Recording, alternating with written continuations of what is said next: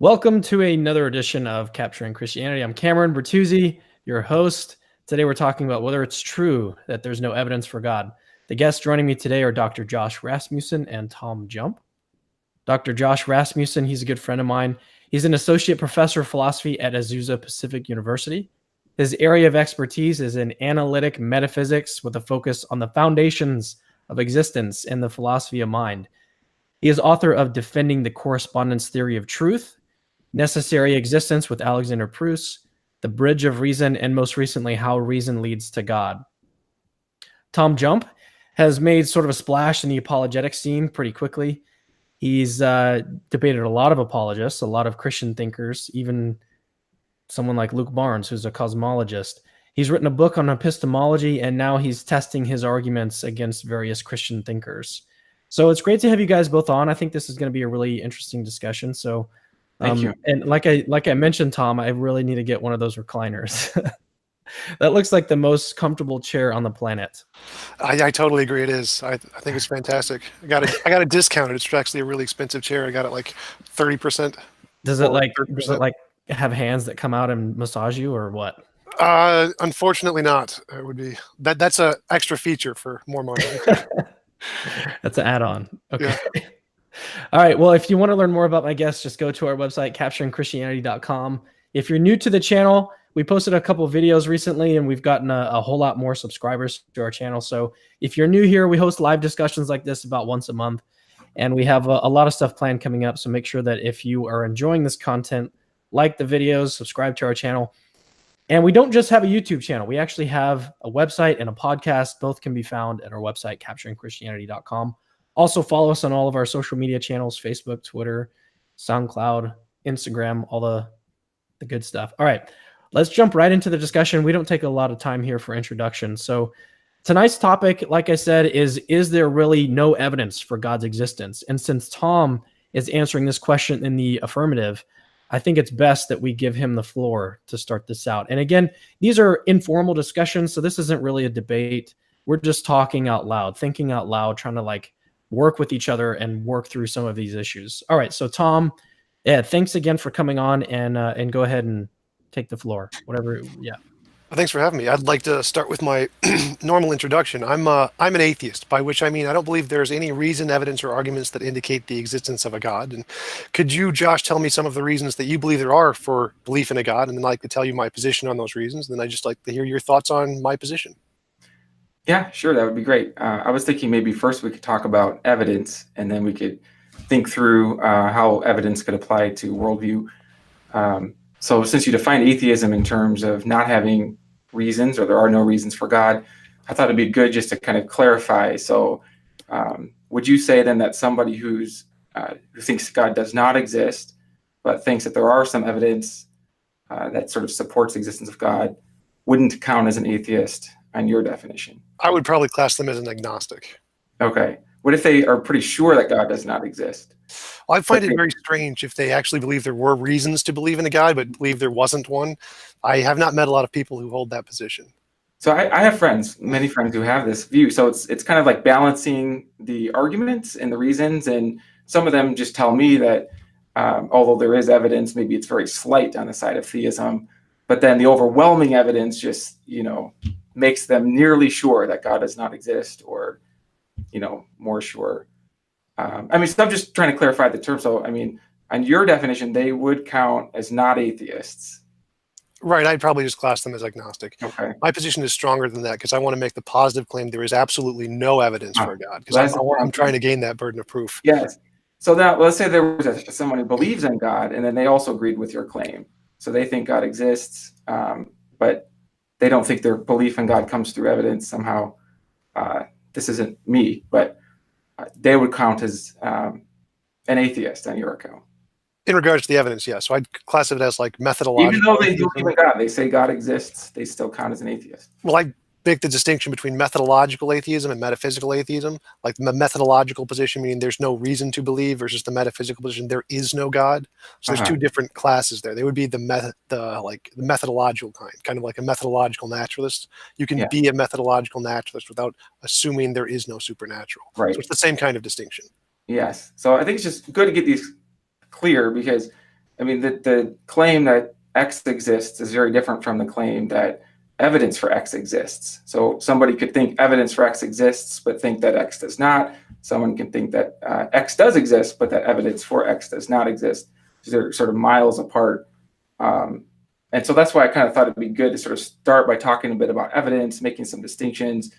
And I have some questions about evidence that I think that you'll be sympathetic with, but I think this will sort of help us before we even look at candidate evidence for a particular worldview.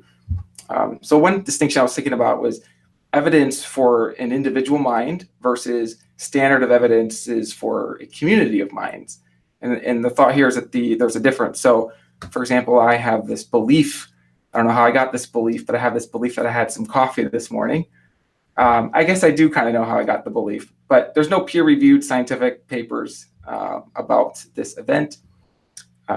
Would you say that I have sort of an adequate justification for my belief, even if there's not sort of evidence that meets the standard of community evidence for the belief that I had coffee this morning? Yes, I would believe that is a justified belief to hold. Okay, good. Yes, because I think this is important because oftentimes I hear people talk about evidence we have, and it seems to me that there are arguments that could weigh in someone's mind that gives that person evidence, even if that evidence won't count as evidence that we have as a community. So it could be that in the end, we could end up agreeing that there's no evidence that we have for the existence of God or some grand claim, even if the vast majority of people who have the belief in God are justified in their belief on the evidence that they have. Would that be agreeable to you? Not necessarily. So I'd class evidence into essentially three kinds: conceptual, empirical, and metaphysical. So conceptual claims are claims about things that exist in our head, just things we imagine. Then empirical claims are claims that we can verify as existing in the apparent world that we experience around us. That's like scientific claims. And then metaphysical claims are claims about the fundamental first principles of reality, the absolutes, the indefeasibles, where there's nothing more beyond it. And each of these, like conceptual claims require conceptual evidence, empirical claims require empirical evidence, and metaphysical claims require metaphysical evidence. And so if you don't have evidence of the tier of the claim that you're making, then I would consider it to be unjustified. So if you're making a claim about a God, like an all-powerful being that wasn't created, then you would need some kind of metaphysical evidence to justify that claim. Your personal experience or your personal testimony would not be sufficient. That would only justify the conceptual conclusion that there's this thing in your imagination, essentially. Okay, so we can explore that further. Just one more distinction I think that you might resonate with that's very helpful for kind of framing our conversation is the difference between evidence that you have versus the evidence you're able to know that you have. So for example, this morning I was just like asking my kids about my hands, and I asked them if my hands were their hands. Is this hand your hand? So I started with the 4-year-old. She didn't know. She's like, I don't know. So I went to the 6-year-old, and then she said, no, that this hand is not my hand. I said, are you sure? She said, yes, I'm sure. How do you know? She said she didn't know how she knew. So she wasn't able to articulate any evidence. Then I went to the 10-year-old and I asked him, how do you know that this hand is not your hand? And so his response, he thought about it, he said, well, I don't have control over your hand. And then I said, well, but do you have control over your heart? And he said, well, I don't. I mean, not direct control. And so then we continued to argue back and forth, and I pretty much just challenged him to give me some good evidence that this wasn't his hand. And refute my argument.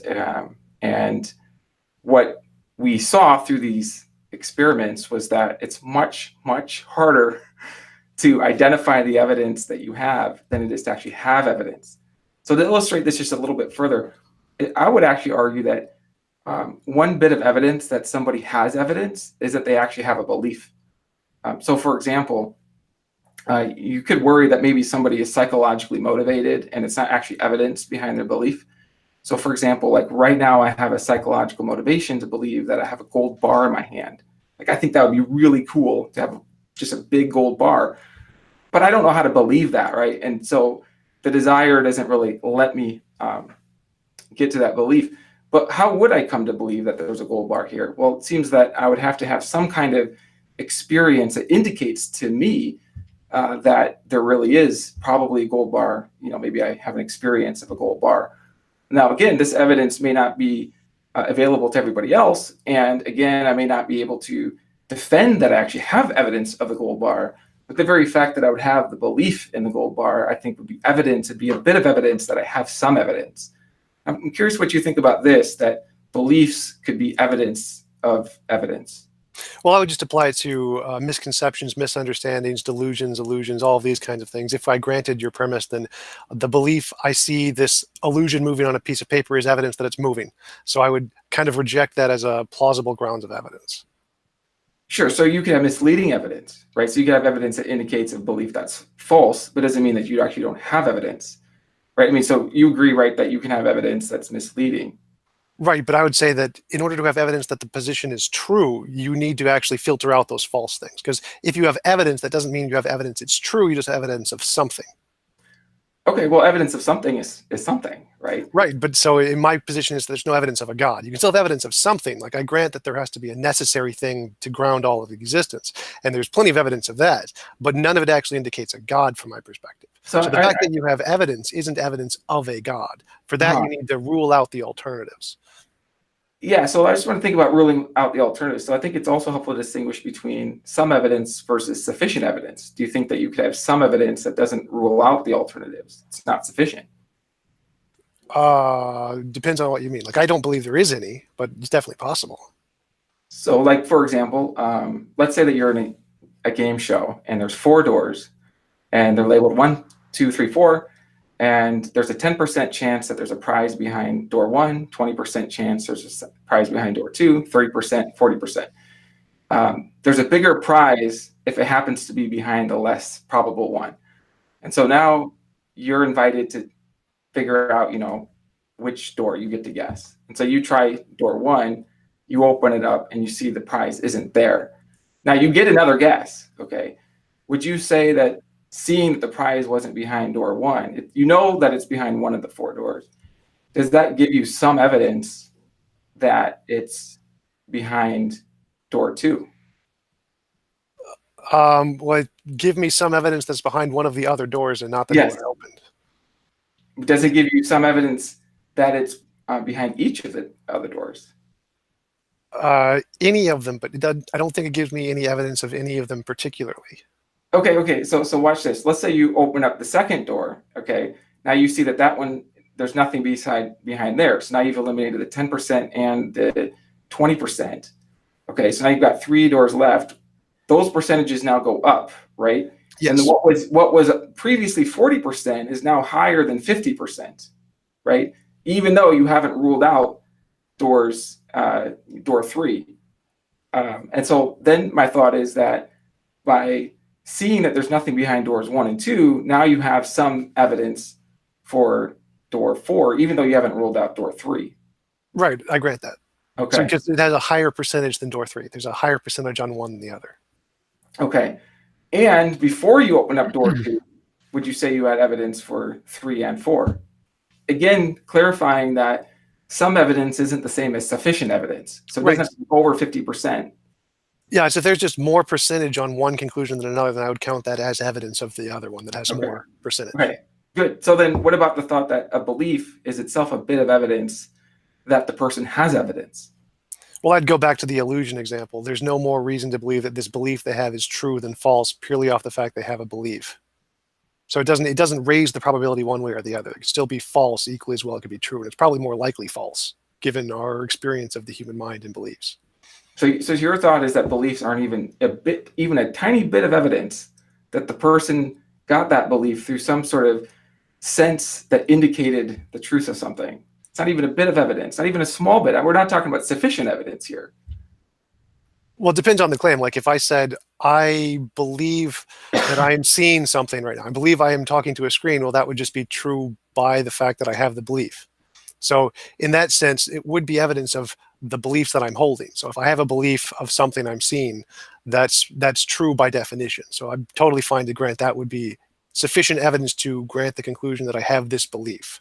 Okay. But it wouldn't necessarily, it depends, like if you're making a belief about something existing in the world, then the fact that you have the belief would not be sufficient. You would need something more than that. You need an empirical basis from my perspective. Sure, well, I agree it's not sufficient or that it's also not necessary. Well, or so counted as nothing. It's nothing. It's nothing. It's not even. All right, so let me try this. You believe that the pixels that you're seeing there's some kind of mind behind those pixels. Do you believe that? Yes, that you have a mind, yes. Yes. Okay. Thank you. I appreciate that. Like, what would you say is your evidence for that? I have an implicit empirical basis of other people. There's lots of scientific evidence we have of people. And so the fact that I have an experience of what I see to be a person also has support of that other empirical evidence, the background knowledge of people existing empirically in the world and meeting those tests of that scientific evidence. And so I'm going to apply that evidence to you and say that you have both the empirical basis of science as well as the support of my personal testimony of seeing you. Okay, so here's another explanation of the pixels. Inside of Cameron's left ear, there's just a kind of law that generates these pixels. How do you rule that out? Well, there's no reason to believe, there's no empirical evidence to support that conclusion. There is empirical evidence to support that people exist and that you are a person. There's no empirical evidence to support that there is a law inside of Cameron's ear, as far as I know. Well, so I'm trying to figure out how you're thinking that the empirical evidence supports that there's a mind behind these pixels today at this moment, over and against this alternative explanation. Like, how are you ruling that out? Well, let me give you my classical example. Like if I told you I saw a dog, that would be reasonable to believe. But if I told you I saw a unicorn, that would not be reasonable to believe. The difference between these two claims is that dogs have an implicit empirical basis. I mean, there's lots of stuff that we've done scientific testing on dogs, like their taxonomy, their phylogeny, their chemical composition, genetic makeup, their training, all of these things. We have tons and tons of empirical evidence that's implicit in this statement, dog, that doesn't exist for unicorns. We have no empirical evidence of unicorns. So the conceptual evidence of my testimony combined with the implicit empirical evidence of the dogs makes the statement, I saw a dog, reasonable to accept, because it has both the empirical evidence along with the conceptual testimony. Yeah, no, the conceptual testimony of a unicorn, because it does not have an empirical basis, is unreasonable to believe.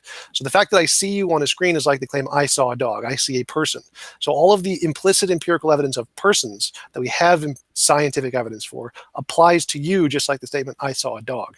But the law would be like the unicorn. We don't have any empirical evidence for the law existing in Cameron's ear, so I can reject that just like I would reject a unicorn. It doesn't have an empirical basis. Can I just ask one clarifying question? So we had, you mentioned these different types of evidences, right? You talked about conceptual. I actually need to write these down. Conceptual, empirical, and metaphysical, right? Yes. Okay, so what are these types? What's the evidence? What's the distinction here? So conceptual is just stuff in your head, stuff you can imagine or think about, personal experience, intuition. So these would be mental states. Yes. And then empirical would be things that we can verify through testable novel predictions, the scientific method, essentially. Those are scientific kinds of evidence. And then metaphysical would just be... So wait, let me back up here. So empirical evidence is what? Empirical evidence is scientific, testable, verifiable, falsifiable, novel testable predictions, scientific evidence. Okay, is that incompatible with like a mental state? No, it's just a verified mental state. So you have an idea in your head and then you want to show that idea isn't just something in your head. You have to make future testable predictions about things in the world. And if you can verify those, then there's reason to believe that those aren't just things in your head and they do actually correspond to something in the world. Okay. All right, and metaphysical is? Like absolute certainty, the fundamental nature of reality. Like I don't really think we have anything that qualifies as this other than just I think, therefore I am. Okay, so something that is 100, like incorrigible is another way of saying it. Well, incorrigible just means it can't be imagined to be otherwise. So I wouldn't necessarily grant that. But so any belief that is infallible. Essentially, yeah. Okay. But these are all mental states, right? What do you mean? So metaphysical, you're talking about like beliefs, or these are still things going on. If you have like absolute certainty, that's still like a mental state. Right. Well, it would have to be about, well, you'd have to have the mental state that corresponds to evidence of something about the fundamental nature of reality. So the claim, a metaphysical claim, is claiming something that is true about the fundamental nature of reality. So it's not just a mental state. You need evidence to be a mental state about. It's a mental state about something else. Right. Right. But it's still a mental state. Right. We have to have an idea in our head that corresponds to the fundamental nature of reality. Okay. So these are all mental states. Well, everything is a mental state. It has to be to have a belief. Okay, that's what I wanted to clarify. I don't know if that helps any of this, but all right, Josh, back to you. Well, it does help, because one thing I think we might agree on is that, well, tell me if I'm right about this, that evidence comes through our senses. Right.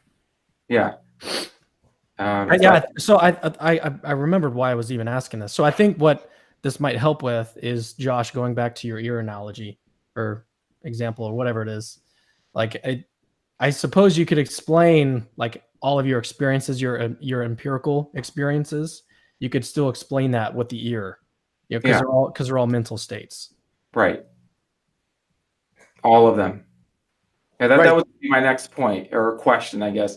I mean, I just want to make sure I'm clear. I'm not disagreeing with you about Cameron's ear. Like I don't actually think it is probable that his ear is the cause of these pixels. But I'm just getting clear, well, what would be our reason for that, right? And again, this goes back to the big difference between having evidence and knowing what evidence you have. I mean, this is why philosophers have very big disagreements about even what evidence we have of the external world. And this is an ongoing inquiry. We haven't come to a consensus on the answer to this. I have a theory about it. You have a theory about it. But it's not like, my children are mistaken or unjustified in believing in the external world until they can get the peer-reviewed science or identify the criteria. And so I just want to make sure that that point is clear. And I'm trying to really get clear even just how your principle works in terms of, I think it's a good principle, but I want to clarify it because it looks to me, and help me see what I'm missing here. It looks to me that we can account for all the empirical data just as well on the ear hypothesis. Maybe it's a sort of pantheistic ear hypothesis. Some people talk about naturalistic pantheism. Let's talk about ear pantheism. There's a sort of law built into the ear. Maybe this ear actually has existed at the foundation of things. It's produced things. And maybe Cameron was born without the ear, and then the ear just sort of came into Cameron, maybe when he was 4 years old. It just had a desire to do that. And it would explain, everything else. It maybe there's no mind here behind the pixels except for Cameron's ear doing all the work. And, we both agree that that's not probable, but I'm sort of struggling to see sort of like what future testable prediction, kind of what's your evidence? How do you rule that out? Well, it would have to make future testable predictions to show it's not just imaginary, because there are infinitely many ways to explain everything. And the way we show that one is a reasonable belief about what actually exists is that that one can be used to make future testable predictions that are verified. So we have future testable predictions that have been made about other people doing stuff and dogs and things. We don't have any future testable predictions about this law in Cameron's ear or unicorns. So I can reject those as just imaginary because they have not met the burden of proof of empirical evidence of making future testable predictions. So we only have reason to believe they're imaginary. We have no reason to believe they actually exist in the world. Whereas we do have reason to believe other people exist. We do have reason to believe dogs exist because those have made future testable predictions. We have lots of future testable predictions and scientific evidence of those things. So I just want to distinguish two claims here, right? So one claim is that that we don't have any reason to think that his ear is the uncaused cause. That's one claim. And then the other claim is that we don't have any good reason to think it isn't. And I hear you saying that it is. Like, would you say it probably isn't? I mean, that's a belief. Like, you and I are believers about his ear not being the uncaused cause. We are together believers on the same side. But what's your evidence for that belief? Right. So there's infinitely many ways to explain anything. And we have to show one of these is more reasonable to believe than the other, because presumably all of them except one are imaginary. Probably only one truth, unless you have some kind of strange non-standard logic. And so they all start as imaginary. Everything starts as imaginary. And then you have to meet some burden of proof to show this one is not just imaginary. It's reasonable to believe. Until then, it's just imaginary. Everything is just imaginary. And then if you can use it to make testable predictions, we then have reason to believe it's not just imaginary. It's met the burden of proof.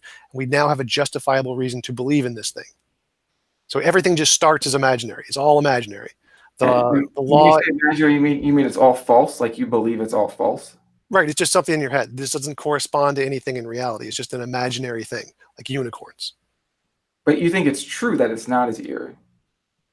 So let me try a different example. So there's an even number of fundamental particles.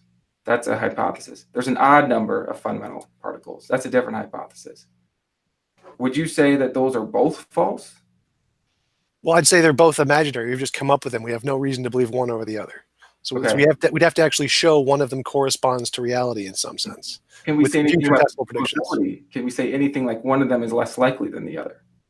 I have no idea if we can say that or not. If there's evidence, yes. If there's not evidence, no. Okay, so it seems to me, now we might disagree on this. So it seems to me that we can say that it's unlikely that Cameron's ear is the uncaused cause. We can say that that's unlikely. Would you, I mean, Well, yeah, I can just say it's imaginary until proven otherwise. So I can just say no until you give me evidence otherwise. so when you say no, I mean, I guess I do kind of want to pin you down a little bit, because we have a lot of agreement. We both agree that Cameron's ear isn't the uncaused cause. We both agree it's sort of an imaginary, hypothesis that we came up with. And we can try to test that hypothesis, but it's hard to see like how to test it, because it explains all the data, right? We can posit all these laws that explain all the data. And yet we both think that the hypothesis is not, we're not just agnostic about it. It's not like we have no reason one way or the other. We think it's probably false. And I'm just wondering like how you might justify on your system that it's probably false. Well, again, so my tier starts off as conceptual claims require conceptual evidence. You've only presented conceptual evidence, so it's reasonable to make the conclusion it's a conceptual claim. This is just something in your head. There's no reason to believe it's anything more than that. So we have met the burden of proof that this is a conceptual thing. You have imagined it. Now, in order to say it's anything more than that, you would need to provide more evidence. You need to provide empirical evidence to show it's part of the world, or metaphysical evidence to show it's the fundamental necessary thing. But until then, it's met the criteria that it's imaginary. It hasn't met the criteria for anything more than that. So I can just say it's imaginary because it's met that criteria. And you could also say it's unlikely, just to make sure we're on the same page here. I'm pretty sure those are the same thing. I mean, if I understand you correctly, I'm saying I think those are the same thing. So until it meets the criteria of the example of the even particles and odd particles, because those are also imaginary. But I wouldn't say they're both unlikely. In fact, it seems, if you say even versus not even, I mean, it seems like those are sort of like by indifference, sort of equally unlikely, 50-50, right? Whereas Cameron's ear seems like more unlikely than an even number of particles. Right. That's because we have an empirical basis for particles. So we know particles exist. So it's probably going to be the case, or essentially necessarily going to be the case, there is either an even or an odd number. It has an empirical basis. So then you would have to provide more evidence to one way or the other.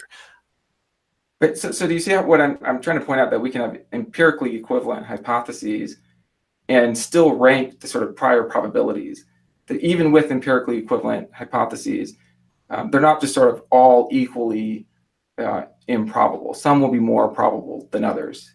Well, I would say your first isn't an empirical hypothesis. It's a conceptual hypothesis. All you've presented is your idea that there is this law. Whereas the second hypothesis, there are even and odd particles. Both of those have empirical basis. We have empirical evidence for particles. So those do have, and that is an empirical conclusion. Whereas your statement about the law is purely conceptual. There's no empirical evidence of that at all. Okay, so let me try this. The particles are shaped like Cameron's ear. So we agree there are particles. We don't have evidence of it being even or odd. We don't have evidence of its shape. And my thought is that some shapes are going to be less likely than others. Well, I would say until you provide empirical evidence of the shape, I'm just going to say, nope, that's imaginary too. I agree. And unlikely, not just 50%, right? Well, I'm an absolutist here. I'm saying it's either conceptual, empirical, metaphysical. It's one of these three. There's no probabilities. It's one of these three. So if it's conceptual, it's just in your head. Show it's other. Until you show otherwise, it's imaginary. It's 100% just imaginary. Yeah, I mean, so are you saying, just to get clear, are you suggesting that the hypothesis at the foundation of existence is shaped like an ear is a conceptual claim? Yes, it's just something in your head as far as I can tell. Or it's a metaphysical claim. You're claiming there's something fundamental about the reality, but all you have is conceptual evidence. Okay, yeah, so it's a claim about ultimate reality. And we have good evidence, I would say, of it being false, right? I think we can agree to that. Unlike if we claim that fundamental reality has sort of an even number of smallest parts, I don't think we have evidence that that's false. Like there's a difference there, even though they're empirically equivalent. And it has to do with the difference between the hypotheses. So maybe this will help. Let me tell you a little bit more about my view, and you can help me see what I'm missing. It seems to me that empirically equivalent hypotheses can still differ with respect to their prior probability, and that we can see this. Actually, we have a sense of reason that helps us to see this within our own minds. And the sense of reason isn't just the same as the sense of our own minds, because we can have a sense that there are principles of reason that don't depend on our particular thinking. And one of the principles of reason would be that a principle of probability, that if you multiply ad hoc pieces to your hypothesis, like a flying spaghetti monster, or sort of arbitrary limits into the foundation of things, you end up decreasing the probability of the hypothesis, even if it's empirically equivalent to other hypotheses. Would that be consistent with your framework? It might help your framework. Well, I'm happy to grant that, sure. Okay. Well, that's good. That's progress. Cameron, did you have any? Oh no, I'm just still listening at this point. Well, I would go a little further than that. I'd say that the properties of a god are equally or more ad hoc than the properties of the spaghetti monster. I would see those as equally bad. Or probably I'd say the Christian God is probably more complex or more arbitrary than the spaghetti monster, actually. Yeah, I feel like I appreciate you saying that, because I feel like it's very important to make a comparison. One of the tools that I like to use in philosophy is to let the clear lead you into the unclear. I think sometimes we sort of philosophers will sort of leap into the pit of skepticism where everything's unclear. I think it's good to focus on the clear. That's why I wanted to start with Cameron's ear, because I think it's pretty clear to both of us that not only is that imaginary, but it's very improbable, unlike other hypotheses that are empirically equivalent. And so then what you're pointing out is that from your perspective, the supreme being hypothesis is sort of equally improbable or ad hoc as a flying spaghetti monster hypothesis. And I want to explore that with you, because that's a point where we definitely disagree, but I feel like we might be able to make some progress together by sorting some of the terms and clarifying some things. And so I have an idea for doing that. The idea is to start with a kind of a basic division between two different worldviews. So one worldview has nature prior to reason. And so this is kind of a familiar idea, is that reasoning comes up later in the sort of unfolding of reality. And then the other idea just flips that. The reason is prior in the order of explanation. Maybe you could think of sort of reason infused into the foundation of things. And so here we have like two different views. And if you have the reason coming from non-reason, then all your beliefs, all your reasoning, all your thoughts come ultimately from mindless nonsense, literally. All right. So that's one view. And then another view is that you have a rational foundation. It's just sort of a mind first theory. And so this is just a way of cutting between two different theories. And I wonder if you have a way of sort of arguing for one of those over the other. Well, my understanding of reason and math is that they're descriptive, not prescriptive. So reality is the way reality is, and then reason simply describes that. It's not because it follows the laws of reason or logic. It's just reason and logic simply describe the fact that reality is the way reality is. So I think that would probably fall more in the category of the nature first. Yeah, okay, so here's a test, future predictable test about the nature of reason. Something that I've noticed is that the principles of reason don't seem to sort of hold their breath for my thinking about them. It's not like the correct answers on a logic exam sort of change on Tuesdays, you know, and you just have to know what the correct answers are. And I can sort of check this within my own mind, that I see that, for example, nothing can be both true and false, that's true, but there's a kind of necessity to it, like it couldn't be false. And so since it couldn't be false, then I infer that it doesn't depend on any kind of pattern of thinking in my own mind. And by similar reasoning, meaning it wouldn't depend on any particular pattern in any contingent mind. And so therefore, there's a kind of reason permanence, just sort of like object permanence. We can sort of argue for object permanence as the best explanation of our sort of experience with objects. We have a kind of reason permanence. And this would be, it seems to me to sort of fit better with the sort of reason first hypothesis. Well, I would say it's just reason is just a reflection of the way reality is. So it's not the fact that reason first describes the fact that this thing can be only true or false and not both. It's the fact that reality is the way reality is, and it can't not be reality.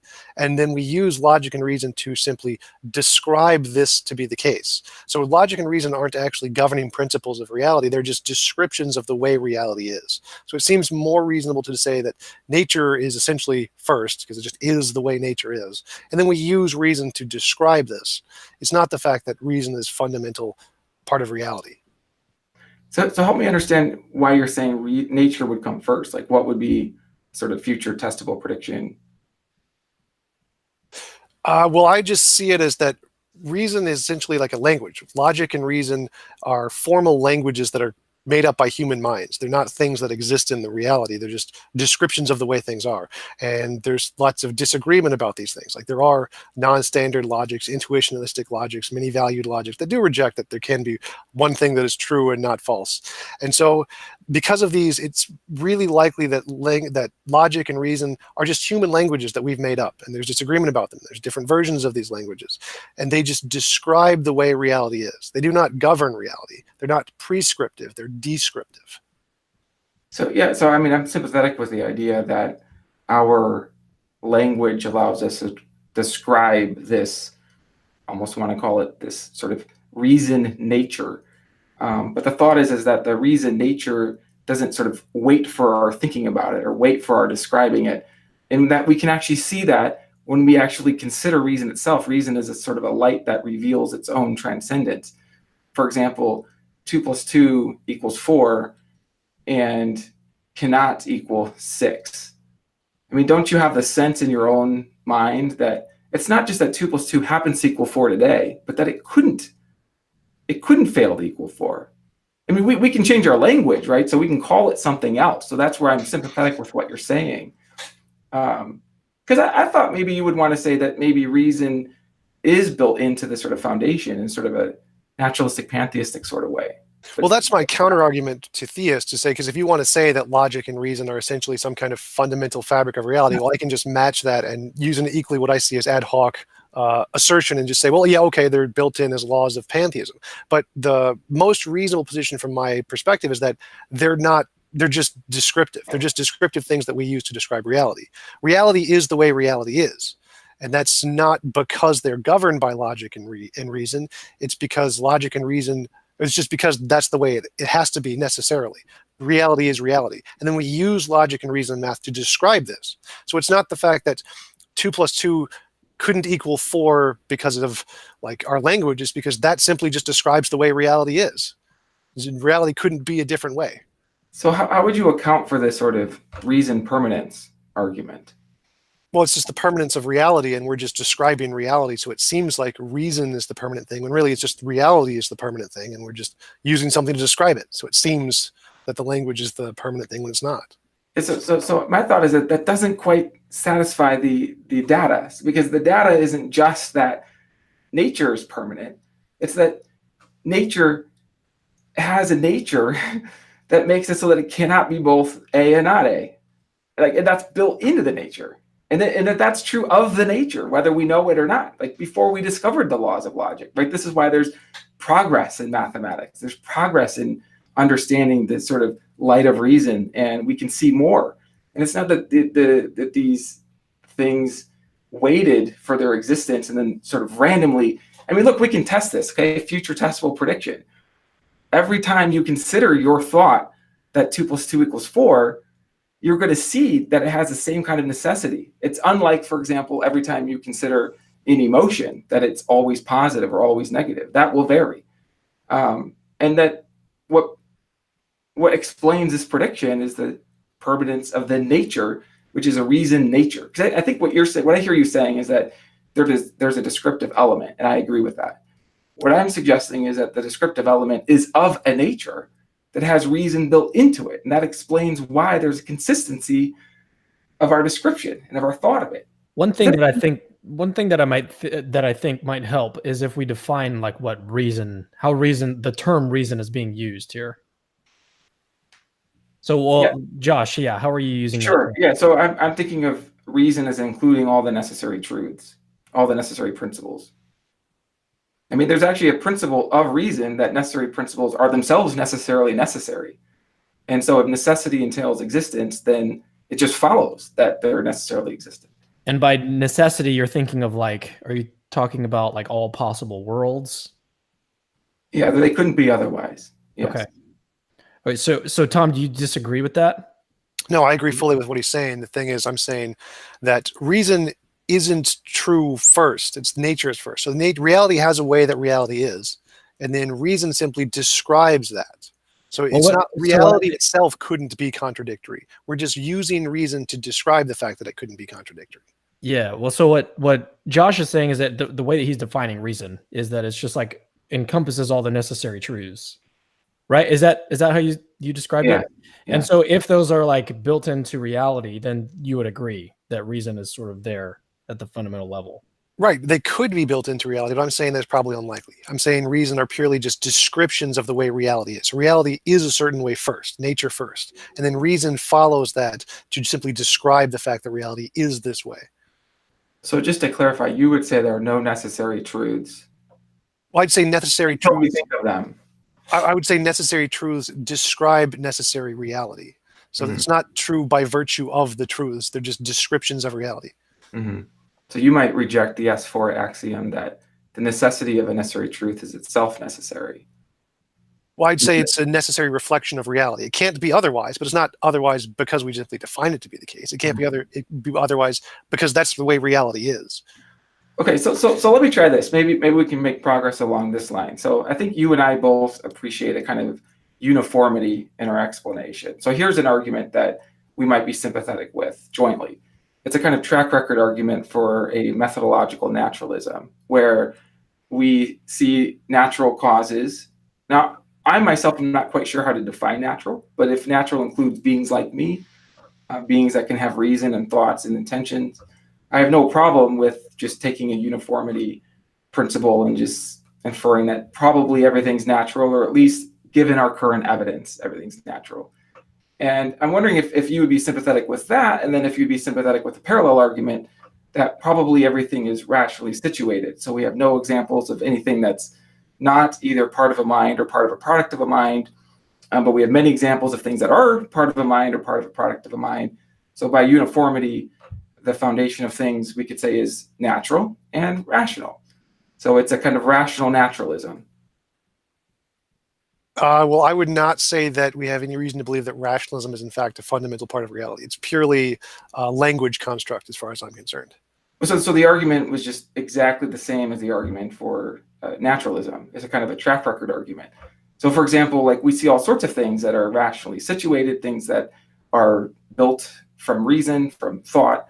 We don't have any clear counterexamples of things that aren't. I mean, if you point to, for example, dirt, and you say, well, dirt's not rationally situated, but that's not a clear counterexample because we don't have any evidence that dirt isn't like every other thing that's rationally situated, part of a system that has a reason at the foundation. And you might think that the principles of reason and the laws of physics have a kind of thought-like nature to them. I mean, after all, they have the same structure as our own thoughts. Maybe this is why you say they're descriptive, but the idea is that they're describing natures that exist even when we're not thinking about them. And so it seems to me that if we have evidence of sort of a uniform natural world, we have exactly the parallel evidence for a uniform rational world with a rational foundation. And this would give you a kind of rational naturalism, which in my vocabulary would be a minimal theism, a theism that you might like because it's consistent with, I think, a worldview that I think you're sympathetic with. Well, I would just say that's like saying that, well, trees are described by words that we come up with, like the English word tree. Therefore, the English word tree is somehow intrinsic to the property of trees. That's essentially what I hear when you make that argument. Okay, so just to be clear, so this is a different argument, right? So we can separate the argument for the reason permanence, and we can just put that aside for a moment. I think that we would have to make some more clarifications about S5 logic and S4 logic. But put that to the side. This is just an argument from uniformity. I'm just saying there's a parallel argument. You don't have to think that all your beliefs are based on mindless nonsense.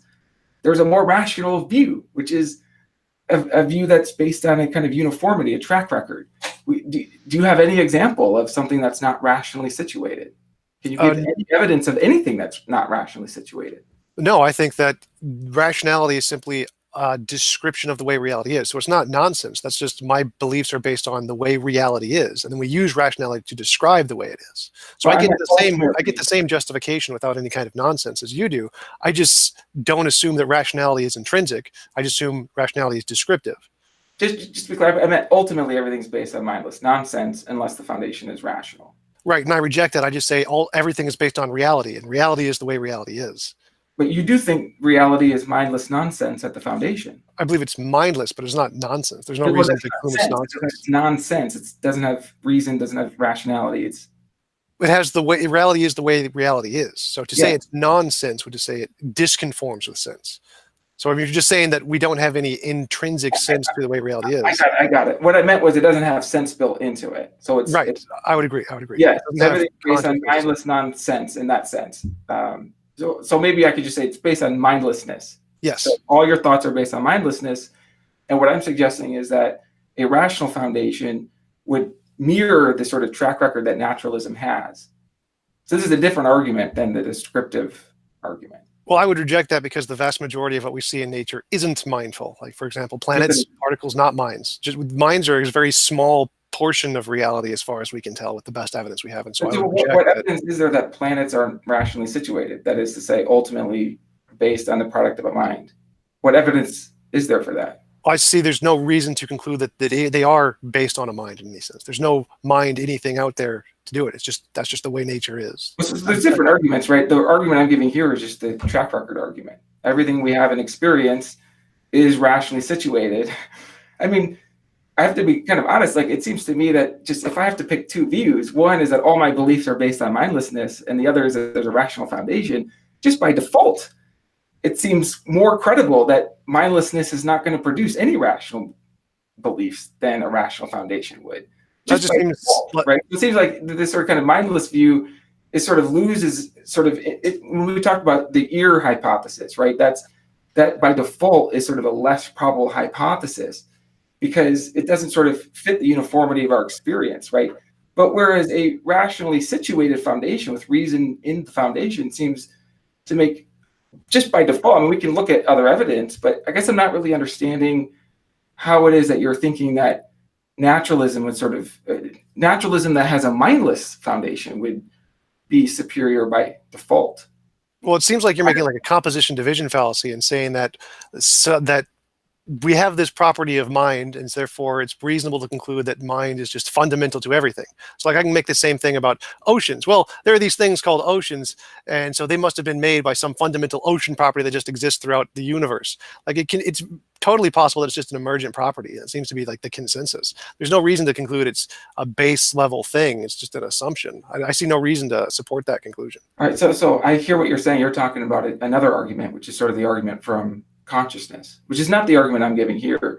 There's a kind of construction argument from construction that some things can't be constructed from other things, like you can't construct bees from bark or people from numbers or something, and you can just see that, right? I met a philosopher once who thought that he himself didn't exist, so he was a skeptic of our consciousness. And I asked him about that, why that was, and for him, he said that he thought that you just couldn't get sense from nonsense. Like he just thought that was impossible. And he rejected the rational foundation theory. And so then that made it so that he would infer that he didn't exist. Well, you and I agree that we exist, right? But I want to kind of separate arguments here because the argument on the table is not this argument from construction. It's just an argument from uniformity. And I'm just trying to see sort of before we look into I don't think I'm following your argument here because I don't see any uniformity you're talking about. I see no problem just saying the nature is all there is. Minds and rationality are just descriptive properties that we've come up with. And consciousness is just an emergent property of physical interactions. I don't understand in any way how you're getting to there is like this mind or rationality thing that's just intrinsic to the universe. Right. So nature is all there is. And the rational foundation theory is the theory that rationally situated things are all. And I see that as equivalent to saying English foundation theory, that the English language is just foundational to reality, and that's just all there is. Because that's essentially what I see your argument to be. And I don't see any reason. We have clear examples of things that aren't the English language, like this microphone isn't. But we don't have any example, anything that's not rationally situated. Just like if you're in the naturalist frame, let's say. I mean, I'm not sure what natural things are. I don't know what natural means. But if anything is natural, I'm happy to say everything is natural. I'm happy with that. Well, right? So what I hear you saying is like, well, we don't see anything that we can't use English words to describe. So rationality for me is just a language description of things. So if the fact that we don't find anything that we can't describe with language isn't very surprising. It doesn't mean that language is intrinsic to those things. It just means that we can describe things with language. Yeah, so I'm not saying that, right? What I'm saying is that we have lots of examples of things that are rationally situated. So we have inventions, we have things in our own thoughts, we have all sorts of things that are rationally situated. And it seems like unless we have an example of something that's not rationally situated, then already, I mean, this isn't like a powerful argument. This is just kind of looking at the sort of track record that might lead one to, a bit of evidence. If we're talking about, is there any bit of evidence for one view over the other? I'm not even saying it's sufficient evidence. We have to look at all the data, right? I'm just saying, if there's evidence for thinking everything's natural by uniformity, I mean, can you give an example of something that's not rationally situated? Do you have evidence for that? Well, to me, that sounds like can you give me an example of something that can't be described with the English language? So there's a distinction made by Barry Stroud in one of his papers between doxastic necessity and modal alethic necessity. Doxastic necessity is something that's necessarily for us to believe this is the case. So it's necessary for us to interpret things with rationality because that's how our brains work. But then that doesn't follow that it entails modal alethic necessity, that it's a fundamental part of reality. There's no connection between these two things. So you just seem to be saying that, well, these things seem rationally because that's how we describe them with our minds. That's how we perceive them like a language. But it does not in any way follow that this is some modal alethic part of reality. So these are two separate categories of things. To me, it just seems like you're making the argument, well, we describe things with our language, therefore our language must be fundamental. So maybe it'd help if I put this in other terms. Another way of putting it is that there are things that are products of a mind, okay? And on the rational foundation theory, we can have a uniformity. Everything is either built into a mind or built into the product of a mind. So this is slight evidence for this view. I mean, we can look at how we could sort of shave off unnecessary complexity. So maybe we want the theory of the foundation to be the sort of simplest among the competing hypotheses. So we say that it sort of has a supreme nature because that's a simpler way to be than to have arbitrary unexplained limits, for example. And you can have that if you're a naturalist. You call this supreme naturalism, right? Still, one thing you said there I wanted to talk about. You said arbitrary limits. It's simpler to have a supreme being than arbitrary limits. Now that seems to be a complete inversion of simplicity to me, because simplicity is the thing with the most limits, not the thing with the least limits. So you would say a flying spaghetti monster has lots of limits, right? Yes, sort of. Right, like it's got a limited number of vertices and limited number of... It depends on how you define the flying spaghetti monster. It's pretty much arbitrary. You can define it however you want. So sure, it's arbitrary. That's the point, right? And so I think we could agree on this, right? Like that having arbitrary add-ons, including limits and boundaries that are unnecessary, these add extra complexity to our theory beyond necessity. And, well, I would say the opposite. I'd say if you remove limitations and you make it just infinitely open to do anything, that adds infinitely more complexity than just having a limit. So maybe it would help to clarify what you mean by complexity here. One way that I think about it that I find helpful is to distinguish between the complexity of the reality and the complexity of the hypothesis. So the hypothesis that there are, let's go back to Cameron's ear, that there's at the foundation of reality particles arranged in the particular arrangement of Cameron's ear, that has a kind of a lot of information built into the hypothesis. And so that's what makes it more complicated. And so there are more ways that it could be false because it's got more parts. And that's what makes it have a less probability prior to our evidence. Would you agree with that? Would that make sense on your term? I'm not sure. Let me ask a clarifying question. Yeah. So the multiverse is considered to be very not simple, right? You would agree it's not a very simple hypothesis? So I would agree. I would not agree with that because the hypothesis that all universes exist or all conceivable universes exist is simple. By the notion of how much information is built into the theory. This is one of the things, and I think we might agree on this, this is one of the things that sort of gets lost in these debates over the fine-tuning, because people say, oh, there's no evidence of the multiverse. But it's like, but no, the multiverse is a nice, simple hypothesis. The evidence for the multiverse is the fine-tuning, right? We probably agree on this. Possibly, but in physics, the multiverse is not really considered a very simple theory. So your definition of simplicity seems to be very different than the physics definition of simplicity. Okay, I can explain that. It's because in order to get the right kind of multiverse that actually does predict fine-tuning, we have to add a lot more ad hoc features. I mean, the hypothesis that all conceivable realities exist ends up being contradictory because There's a conceivable reality in which nothing exists, and a conceivable reality in which something exists, but it can't be that both realities exist, right? So in order to actually get a hypothesis that in fact explains fine-tuning, you do have to add ad hoc complexity. That's right. Okay, so would it be simpler to have a multiverse or a being that is powerful enough to create a multiverse? Well, I think it would be simpler to have a foundation whose value is the simplest conceivable, namely supreme, or none. Well, this is just help me understand this. So would it be simpler to have a multiverse or a being powerful enough to be able to create a multiverse? Which one of those two options is simpler? Okay, so let me distinguish between the thing and a hypothesis. So the first hypothesis is that there is a multiverse, and the second hypothesis is that there's something that can produce a multiverse. Well, I think the second hypothesis is more complicated because I use the term multiverse in the second hypothesis. Right. So if there's a being that's all powerful and it can create infinitely many multiverses, that is necessarily more complicated than just saying there are infinitely many multiverses, right? If you build in the word multiverse. Now, you could instead just say there's a supreme being. How would that be different than saying there is a being that could create the multiverse? Well, because we have to distinguish between the simplicity of the hypothesis from the simplicity of the things the hypothesis entails. For example, take the hypothesis of common descent. One of the things that this entails is that our DNA is going to be similar.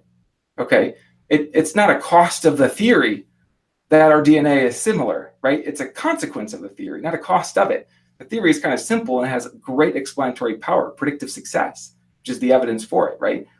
So in the same way, I say the simplest way the foundation could be is supreme. That's the simplest theory. It would be more complicated to add arbitrary ad hoc limits to the theory.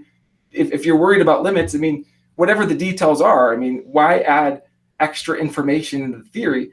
And then what we do is we tease out some interesting consequences, and these are predictions that allow us to actually test the theory. So it predicts that there's going to be supreme power, intentional powers to aim toward a fine-tuned universe and things like this. It seems to me that this is evidence then for the theory, and it's the simplest of the theories. So for me, it just seems like you're arbitrarily defining all those infinitely complicated properties as just simple. So like I can just say, it's simpler to say there is a multiverse than there is a supreme being, because a supreme being could create the multiverse just by definition, since that is necessarily entailed in its properties of omnipotence or whatever great making property you want to add in there. So it seems to me that this supreme being that you are positing is the least complicated of all possible things. Like there can't be anything more complicated than that. So okay, again, distinguishing between the theory and the things implied by the theory, right? Check in your own mind the pieces that are required to even comprehend the theory, right? Like how many concepts do you have, right? I mean, in a way, this is a little bit personalist in the sense that all evidence comes through our own senses, and so all evidence is personal. So this is why there can be reasonable, rational disagreement, and this is why we can work together and sort of clarify what the evidence is. But check in your own mind and see how complicated is it to describe the foundation as being supreme. I mean, we can use different words for this. Let's say supreme in value, or if you don't like value, let's say supreme in power, because from supreme power we can deduce the power to know things, which gives it then the deduction, which allows us to deduce its capacity to intend things and things like this. But again, these are consequences of the theory. These aren't built in to the theory itself. I mean, I'm actually just very curious because I feel like you might be able to agree with me on this point, that if you check in your own mind and you compare the complexity of the flying spaghetti monster theory or the complexity of the Cameron ear theory, and you compare that with the complexity of the just value is pointed to positive and the simplest degree of positive. It's not positive to 2 to the 25 units, whatever that means. It's just the maximum. Isn't that simple in your own thinking? I am not exactly following your argument here. So there's your maximal properties are there is an omnipotent, omniscient, omnibenevolent, eternal, necessary being who is personal. Now, if I just take a few of those properties, just say necessary, eternal, all powerful, I can get pantheism. Now that's 3 of your 7 properties. That's a simpler explanation because it just has 3 of the properties of your, right? So So now if I remove another one, let's just say all powerful and just give eternal and necessary, I can get the multiverse out of these two. So that's even simpler. And we can get even simpler. Just have one property, supreme. But wait a minute, because now you're going to, like, the definition of supreme is arbitrary. You can define anything you want as supreme. So I'll define the multiverse as supreme, and it says it has the property of supreme, and so now we have a simpler explanation. Okay, so when I'm using the term supreme, might help to sort of clarify what I mean. So I think that we get this concept through experience of things that have value. So like you have value, and you have a sense of your own value. Good thinking is more valuable than bad thinking. Rational thinking is more valuable than irrational thinking.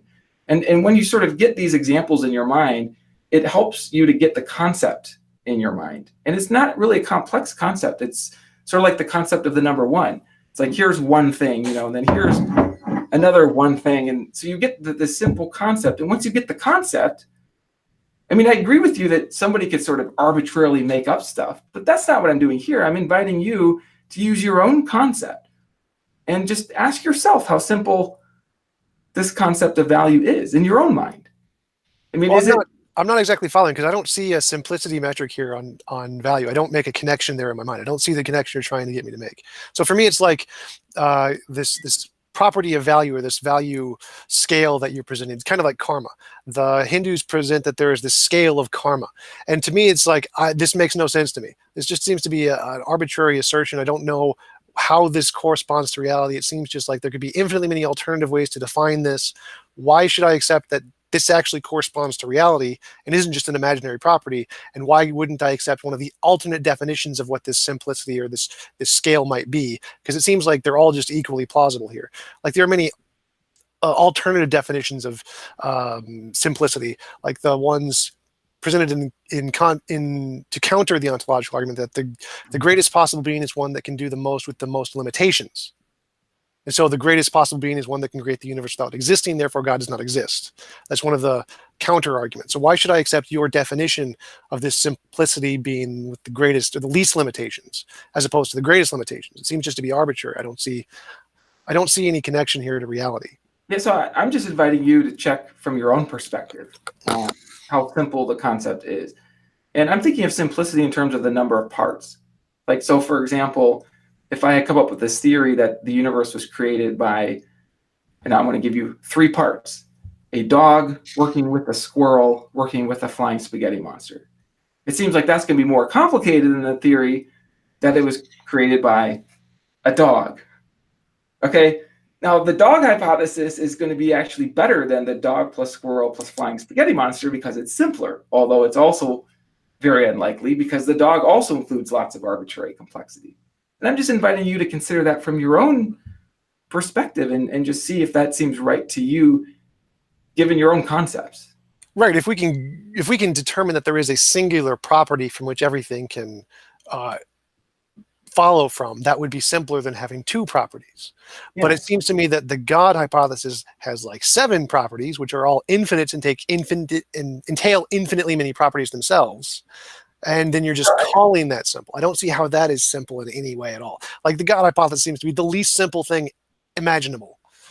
So let me try this. So this is how I sort of think about why it seems to me that power, knowledge, and goodness would be consequences of this least arbitrary, simplest account of fundamental reality, namely supreme foundation. Is because when I think about properties that are value making, it seems like I can just sense by this sort of axiological sense some distinctions. If I'm praising my wife and I say, you're so beautiful, you're so awesome, you're so intelligent, you're so virtuous, you're so weak, I have this feeling like that last thing that I said, weak, sort of didn't match up with the other things. The other things had something in common that the last thing didn't have. And the thing that they had in common is this more basic property of value. And so this is why when I start with this root property of value, it seems that I can then tease out, it actually makes predictions. It predicts supreme knowledge, power, goodness that's consistent with supreme value. And so this would be much simpler than this sort of naturalistic pantheism or any other view that has more than one sort of root property. So it seems to me, naturalists, we can still have a natural foundation. It's just a supreme.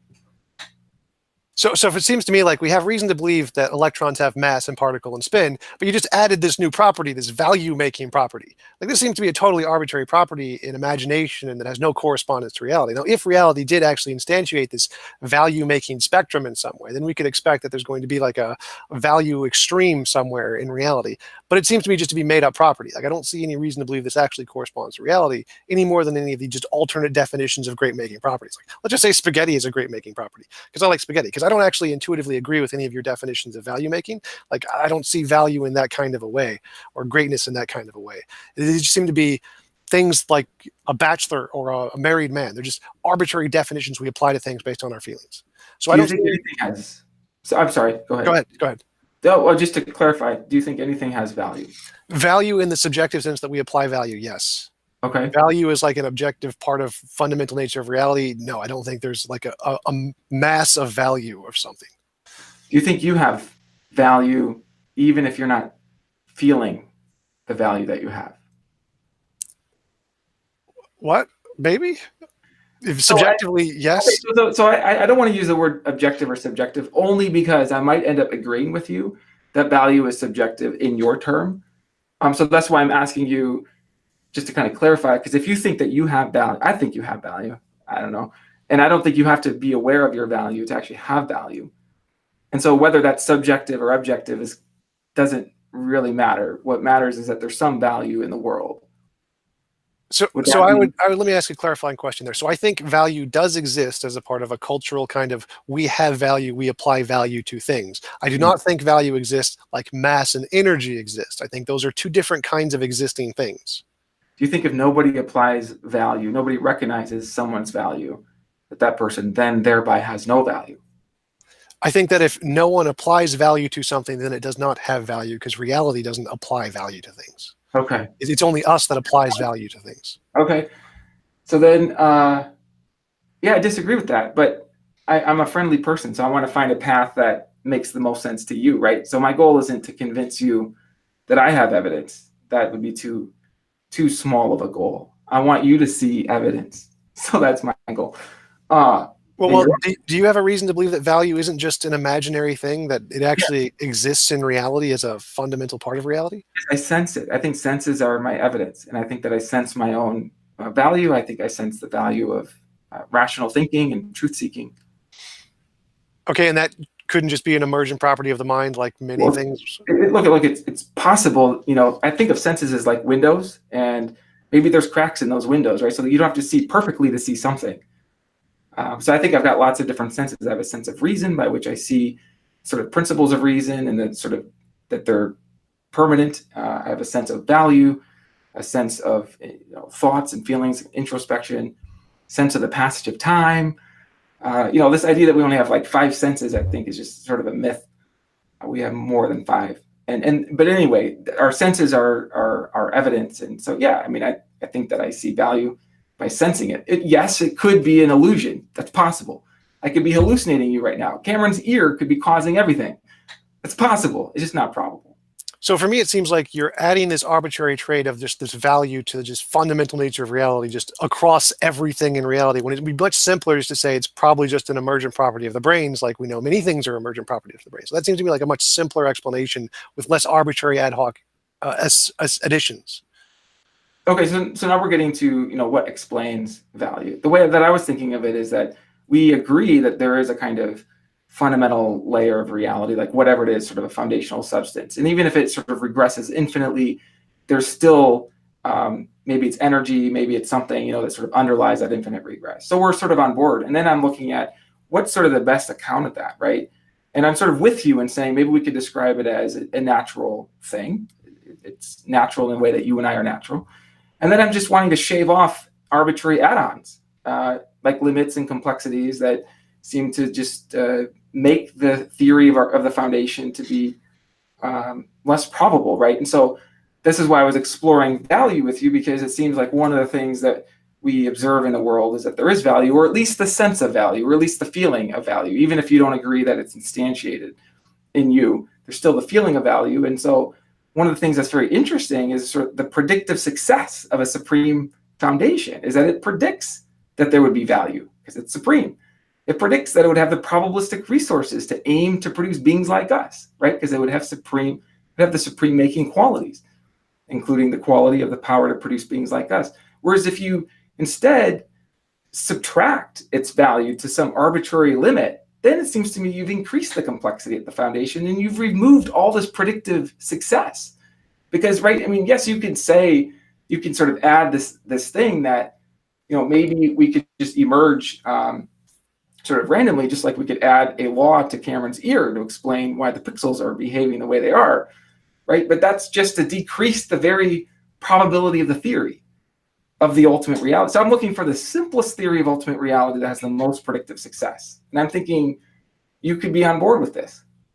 Well, yeah, I agree. I think that the simplest theory just isn't to mind. I think that when we talk about value, it's far simpler just to apply value as to a human construct as a product of evolution or something than it is to suppose this is a fundamental property of the nature of reality. Like when I compare these two, saying it's a product of a mind and value is attributed by humans is far simpler and entails a far more parsimonious explanation than to say it is just fundamental to reality. Like I could say anything is fundamental to reality. Like I have hunger. Let's just assume hunger is some kind of law of nature that is imbued in the universe. Like, is that simpler than just saying it's a biological process? I would disagree. So it seems to me that the simplest explanation is just like naturalistic pantheism, just an eternal, all-powerful, necessary nature. And then everything that we see around us just follows from those laws of nature and is a result of those laws of nature. Instead of just positing everything we see as its own independent law, it just follows from some simple combination of natural laws.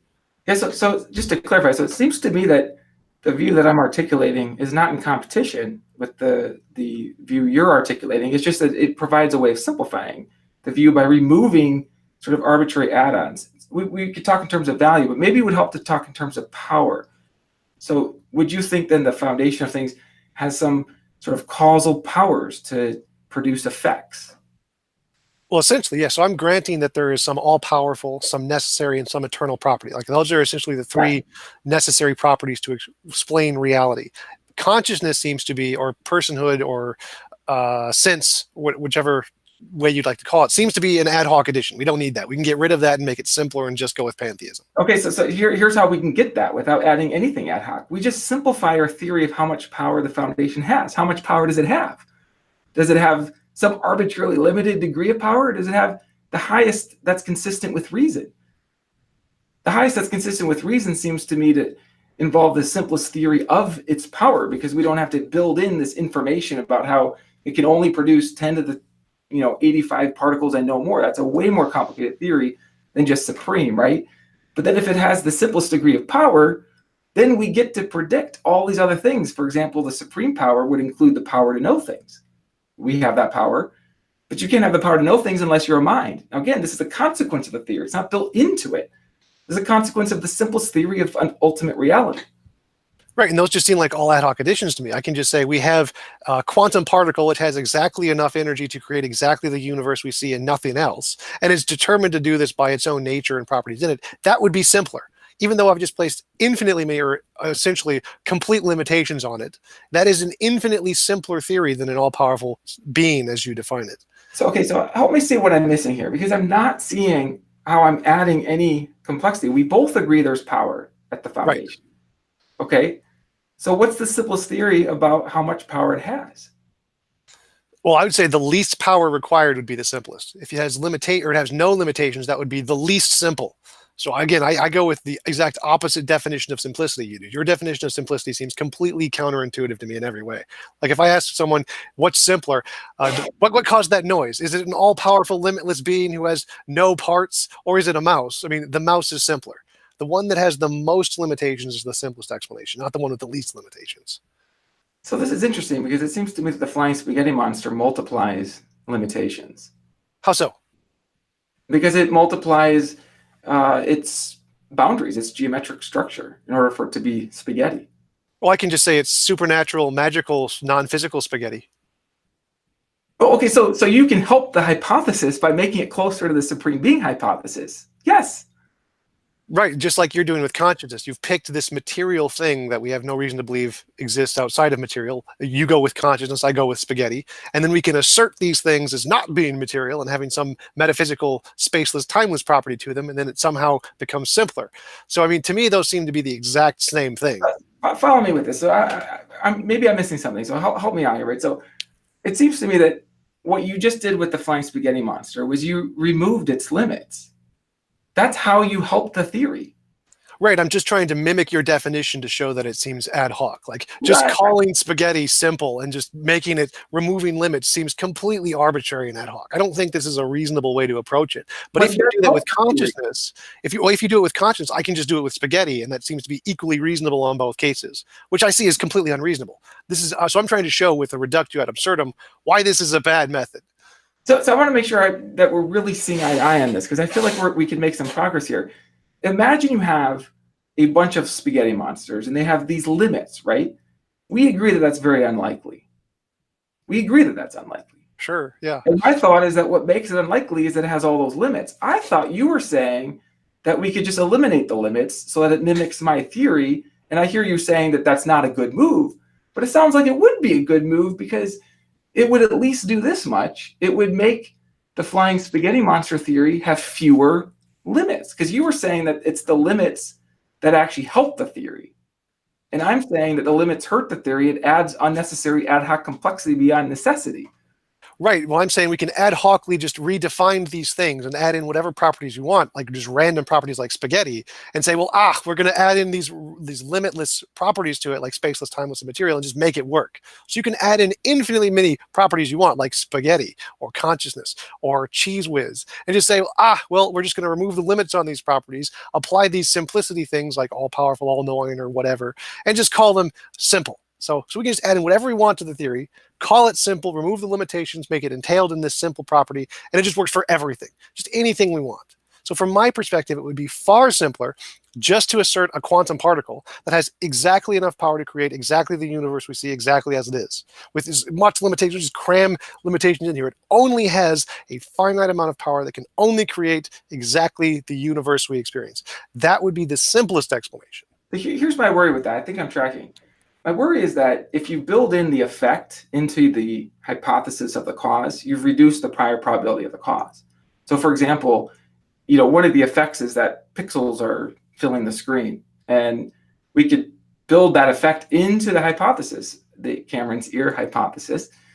Right, but that seems to decrease the probability of the hypothesis in the same way the particle, building in the effect into the theory of the particle, it has just the power to produce our universe, our very specifically, organized universe. It seems like now you just did the same thing that we would do if we built into the Cameron ear hypothesis the effect that we're seeing. Right, I totally agree. I totally agree with you there, but it's still going to be simpler than an all-powerful, all-knowing, all-loving being who can create infinitely many universes. So even as complicated as that is and improbable as that is, it's still a better theory than an all-powerful being. So here's why I disagree with that. So it seems to me that, think again about the pixels. It seems like the mind hypothesis behind the pixels you're seeing is simpler than the ear plus the ear has the power to produce these specific pixels. It's simpler, has fewer conceptual parts. In the exact same way, the sort of rational foundation hypothesis is simpler. Right, I would totally disagree, because there's nothing that can be simple about an all-powerful being who can create infinitely many multiverses. It's purely that's not part of the theory. I didn't build into the theory that it was all-powerful or that it could create all these universes. That was a successful prediction. Can it create? Is it powerful enough to create infinitely many multiverses? The God that you believe in. Well, I think that if the foundation is supreme, then it seems by reason to follow that it would have supreme power. Doesn't that seem true to you? Yeah, by the definition, yeah. So it seems that is in no way simple. Like that just seems like you've arbitrarily slapped the simplicity label on here for no reason. So Tom, help me see the difference then between the mind hypothesis that explains these pixels we're seeing. What's the difference? Because you think the mind hypothesis is the better hypothesis than the Cameron ear hypothesis of the pixels. So what's the difference between the relationship between the mind and Cameron's ear hypothesis with respect to the pixels and the simple supreme foundation hypothesis, and compared to these sort of ad hoc hypothesis that the foundation has this particular law that happens to produce us in the world. Well, for the Cameron's ear hypothesis, well, it doesn't have an empirical basis. So for me, there's the 3 tiers of knowledge here. So if it has an empirical basis, it's supported as an empirically existing thing. So the pixels and people have an empirical basis. Cameron's magical ear law does not. So that's a different class of questions from my epistemology. If we're talking about metaphysics and the fundamental nature of reality, we have no basis of anything. It's all pretty much just stuff we're imagining to be the case. So it's purely based on, well, what has the least parts here? Well, what is the least entailments, the least ontological entailments?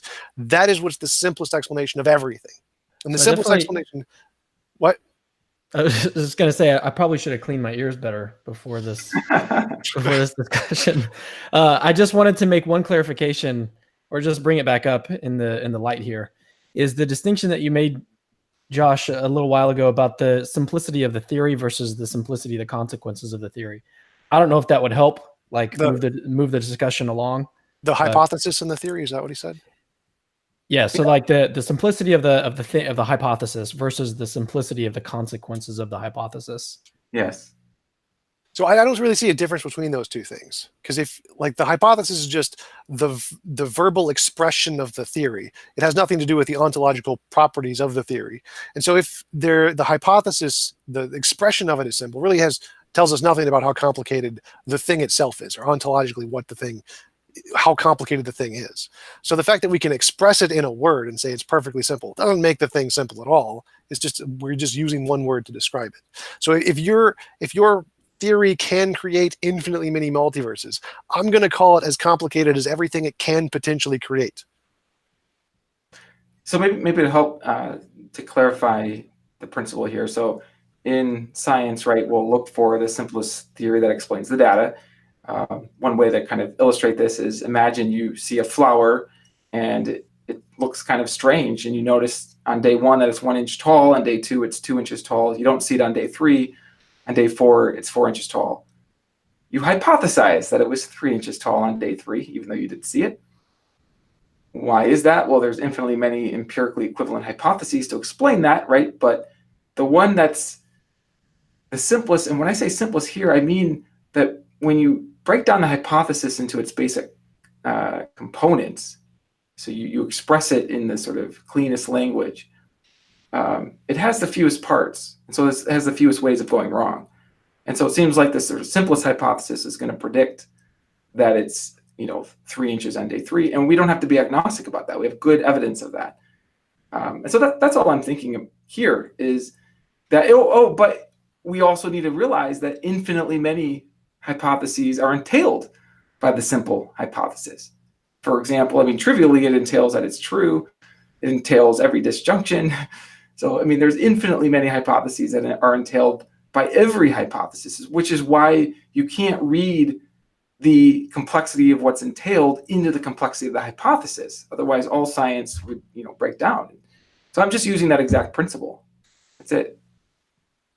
Well, I would reject that. So the fact, because again, the statements, the things that we can say about it, there are infinitely many things that we can say about it that are going to be true, using logic or whatever. But that's just language. That has no ontological statement about the theory itself. So my concern is, what are the ontological properties of the statement or the hypothesis, not the conceptual ways that we can phrase things about it.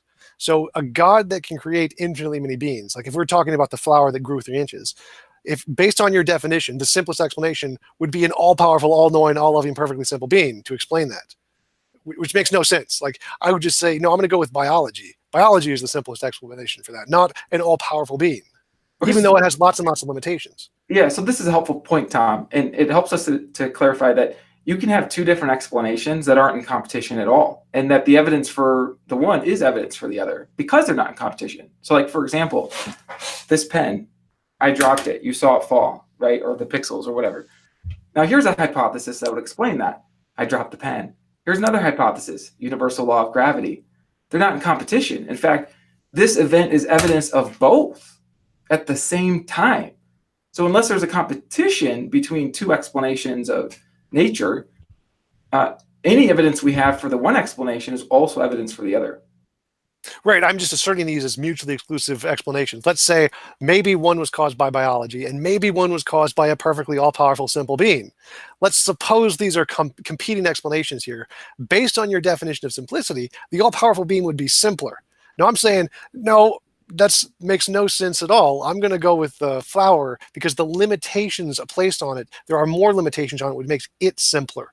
So when you have less limitations, it's less simple. Because it makes no sense to me to claim that there is an all-powerful being who can create infinitely many universes, and that is somehow simple. That makes absolutely zero sense to me at all. So we might possibly be talking past each other. So maybe I just need to get clear here, because I'm just not seeing that those are in competition, right? So evidence for the one is evidence for the other. I mean, all I'm doing is filling out. So one of the books I really enjoyed by Brian Greene is The Elegant Universe. I don't know if you've seen this, but he talks about sort of getting into a deeper explanation of things. And so he goes through some different possibilities, and the book is just beautiful. It's an elegant book.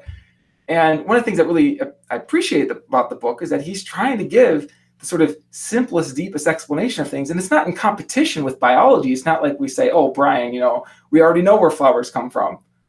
Put your string theory away, right? We don't say that. Instead, we're looking for the sort of simplest, most unified account that has the highest predictive success.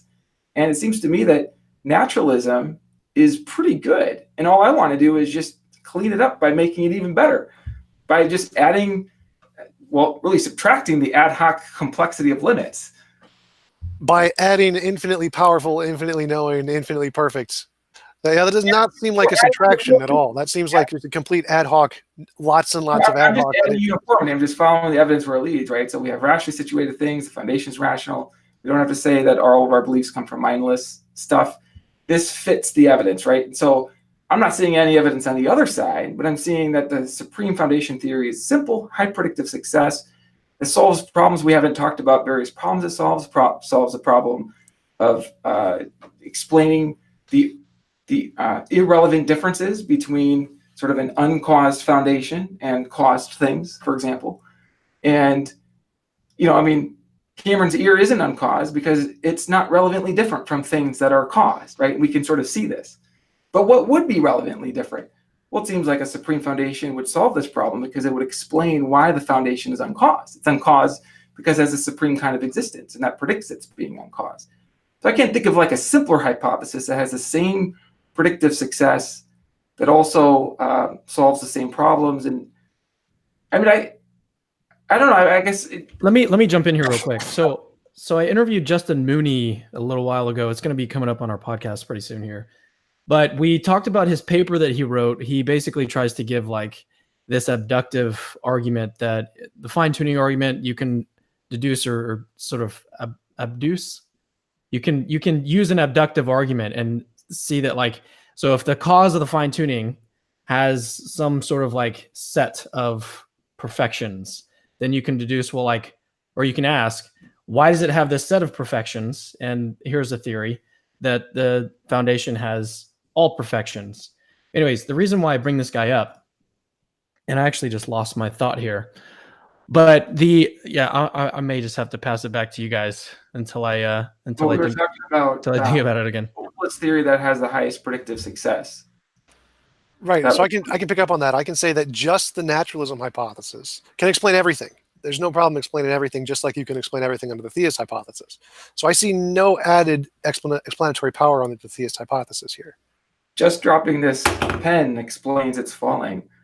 Right. But look, there's not a competition, right? So I'm just trying to simplify naturalism. Right. And I'm saying parts. Right. I'm doing the same thing, and I'm simplifying it by removing all the God things that you keep adding because they're just ad hoc additions. I'm not adding them. I'm saying, look. We agree that there's power at the foundation. We agree with that. I'm just giving the simplest theory of its nature, supreme. Well, you keep calling it simple, but to me, adding an all-powerful being there's nothing simple about that. So you're going to have to Sorry, I remembered where I was going with that, and it actually is an objection for it's a clarification for you, Tom, and sort of an objection for Josh. And so one of the objections that he discusses in this paper, that's where I was going back to, the paper that he wrote. One of the objections is that like, and we can think of really mundane examples. Anything that okay, so this glass here is sitting on my desk here. What's the explanation of that? Well, I guess I would be the explanation. But God would be a simpler explanation, according to you, Josh, right? And so the question there is like, well, why wouldn't we infer, if God is a simpler explanation, why wouldn't we infer that God is the explanation instead of me? You know, because I have all these limitations. I'm not God. And anyway, so that, I guess that's a question that I have too. Is it like, I know how Justin Mooney responds in that paper to this objection, but I think, Tom, does that help? Like, I think you made that point earlier about the mouse. Well, yeah, then he said they're not contradictory explanations and they can both indicate a God. And whereas I'm trying to place an arbitrary limit here and saying, yes, we're going to say that they are contradictory explanations simply by going by Josh's definition, which one would be simpler if they were contradictory explanations? That's my question. Okay, so I'll pass that back to you. If you place the arbitrary limit, then you decrease the probability of the prior. You decrease the prior probability. So, I mean, because my first thought is that there's layers of explanation, right? Just like string theory could provide a deeper layer of explanation. It doesn't compete. Right, I'm totally with you. You can definitely say that God created the natural laws. The natural laws explain all these things. Let's just suppose that they're contradictory explanations. Which one would be simpler? So just spell out. So what are the two contradictory explanations? Like the biology causing the flower to grow versus a God, or the cup being there caused by Cameron versus a God, or just a natural explanation with very many limitations versus a God with no limitations. And he doesn't explain things through any kind of rational process. Because this is what I think of nature. That's what nature is. It's a rational process. I'm trying to see how they're in competition. So, because it seems like if you say naturalism and no God, you've increased the complexity of the theory. You've added something. Right? So that's how. Am I not? Yeah. Well, I'm trying to establish how exactly you're defining an all-powerful being is simple here. So if I say there is some event X, event X is caused by some finite thing Y, or event X is caused by some unfinite, unlimited thing God, which of these is a simpler explanation? Well, if you put it in that abstract form, I would say that the hypothesis that the cause is supreme, that strikes me as simpler than the hypothesis that the cause has some arbitrary set of limits, like the flying spaghetti monster. Right. So if we apply this to Cameron's cup example, we say, why is Cameron's cup there? This is event X. It could be caused by some finite thing, Cameron, or it could be caused by some unlimited thing, God. You're saying that if these were in competition, which we're just going to assert they are purely abstractly, if they were in competition, the God hypothesis is simpler than the Cameron hypothesis based on your definition. The prior probability. I mean, we might have other evidence, right? I mean, we're talking about prior probability. So obviously, other evidence could sort of turn things. But I mean, the point is we don't have any evidence of anything that's not rationally situated or anything that, right, would be sort of in competition with the supreme being foundation. So the supreme foundation hypothesis. So that, I feel like we might be pretty close. Right. So my position is that's completely backwards. I would never, ever grant that as the simpler explanation. I would always say the finite thing X causing the finite thing Y is always a simpler explanation than an unlimited, all-powerful being. That can never even cohere in my head as a simple explanation. Well, now let's just make sure we're not getting confused on words, because you say unlimited, all-powerful. So now you're adding complexity to the hypothesis by adding words. Well, I see those as all ontologically the exact same thing. If the way you define simplicity, if it entails having all-powerful as one of its perfections, then it's going to be all-powerful by my definition. So whatever it entails, those are each going to be properties that add complexity by my understanding. So the fact that you just simply call it simple doesn't actually make it simple. So maybe this would be a good point then to come back to the difference between the theory and the consequences, because I think this is critically important. So tell me what's wrong with this thinking, right? So for every hypothesis H entails something else, namely that H is true or there are pink bunnies. Okay. Now this thing that H entails, call this H2, is more complex than H. Does it make H more complex? Does it reduce the prior probability of H? I would go with no. Good. Probably not. Good. So the consequences of the theory don't reduce the probability of the theory. Right. That's all I'm doing. I'm just teasing out the consequences of. I totally understand. My contention is that you can take anything you want, make it a consequence, and then take it away from the complexity of the theory. So let's say the spaghetti monster. The spaghetti monster has this intrinsic property of simplicity, and spaghetti isn't actually a property of the spaghetti monster. Spaghetti is simply a consequence of the simplicity. Mm-hmm. So you can just add anything you want as a consequence, infinitely many things, no matter what they are, no matter how complicated they are, and just say, well, all these are a consequence, therefore it's still perfectly simple. Well, it has to actually be a consequence. I mean, you can't just like make it up, right? You have. Well, I mean, that's the beauty of the Supreme Being Foundation. It's like it actually has these interesting consequences that you can see through the light of reason, through checking. You can test it. Right? I'm not making it up, and I'm not just saying, let's add all these properties and pretend they come from a Supreme Foundation. I'm saying we can see that, right? Well, that's exactly the argument I'm making, is that you do seem to be just adding these in ad hoc. You have a theory that you already believe in, and then you're going to define it as simple, and then say that all the theories or all the properties that you want that instantiate your belief are just consequences of this perfect simplicity. Now, I can just do the same thing for the spaghetti monster. Can we tease that out real quick? Can we tease that out? Like, so Tom, what do you think is entailed by a supreme hypothesis? Or like, what do you think is or is not? Well, I would go with all-powerful, all-knowing, all-loving, personal, eternal, conscious, necessary. Probably some of those. I don't know exactly what Josh would define, but one of those 7 would probably be the ones I'd go with. That would be entailed by it, right?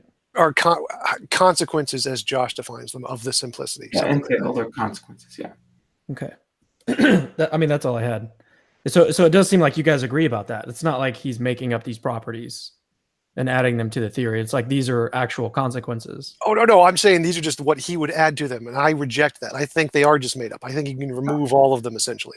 Okay, so like from the supreme being hypothesis, you don't think anything is entailed by it? Right. I think there is some necessary thing to the universe, and we can call that supreme in some sense. But I think we can say nothing else about it.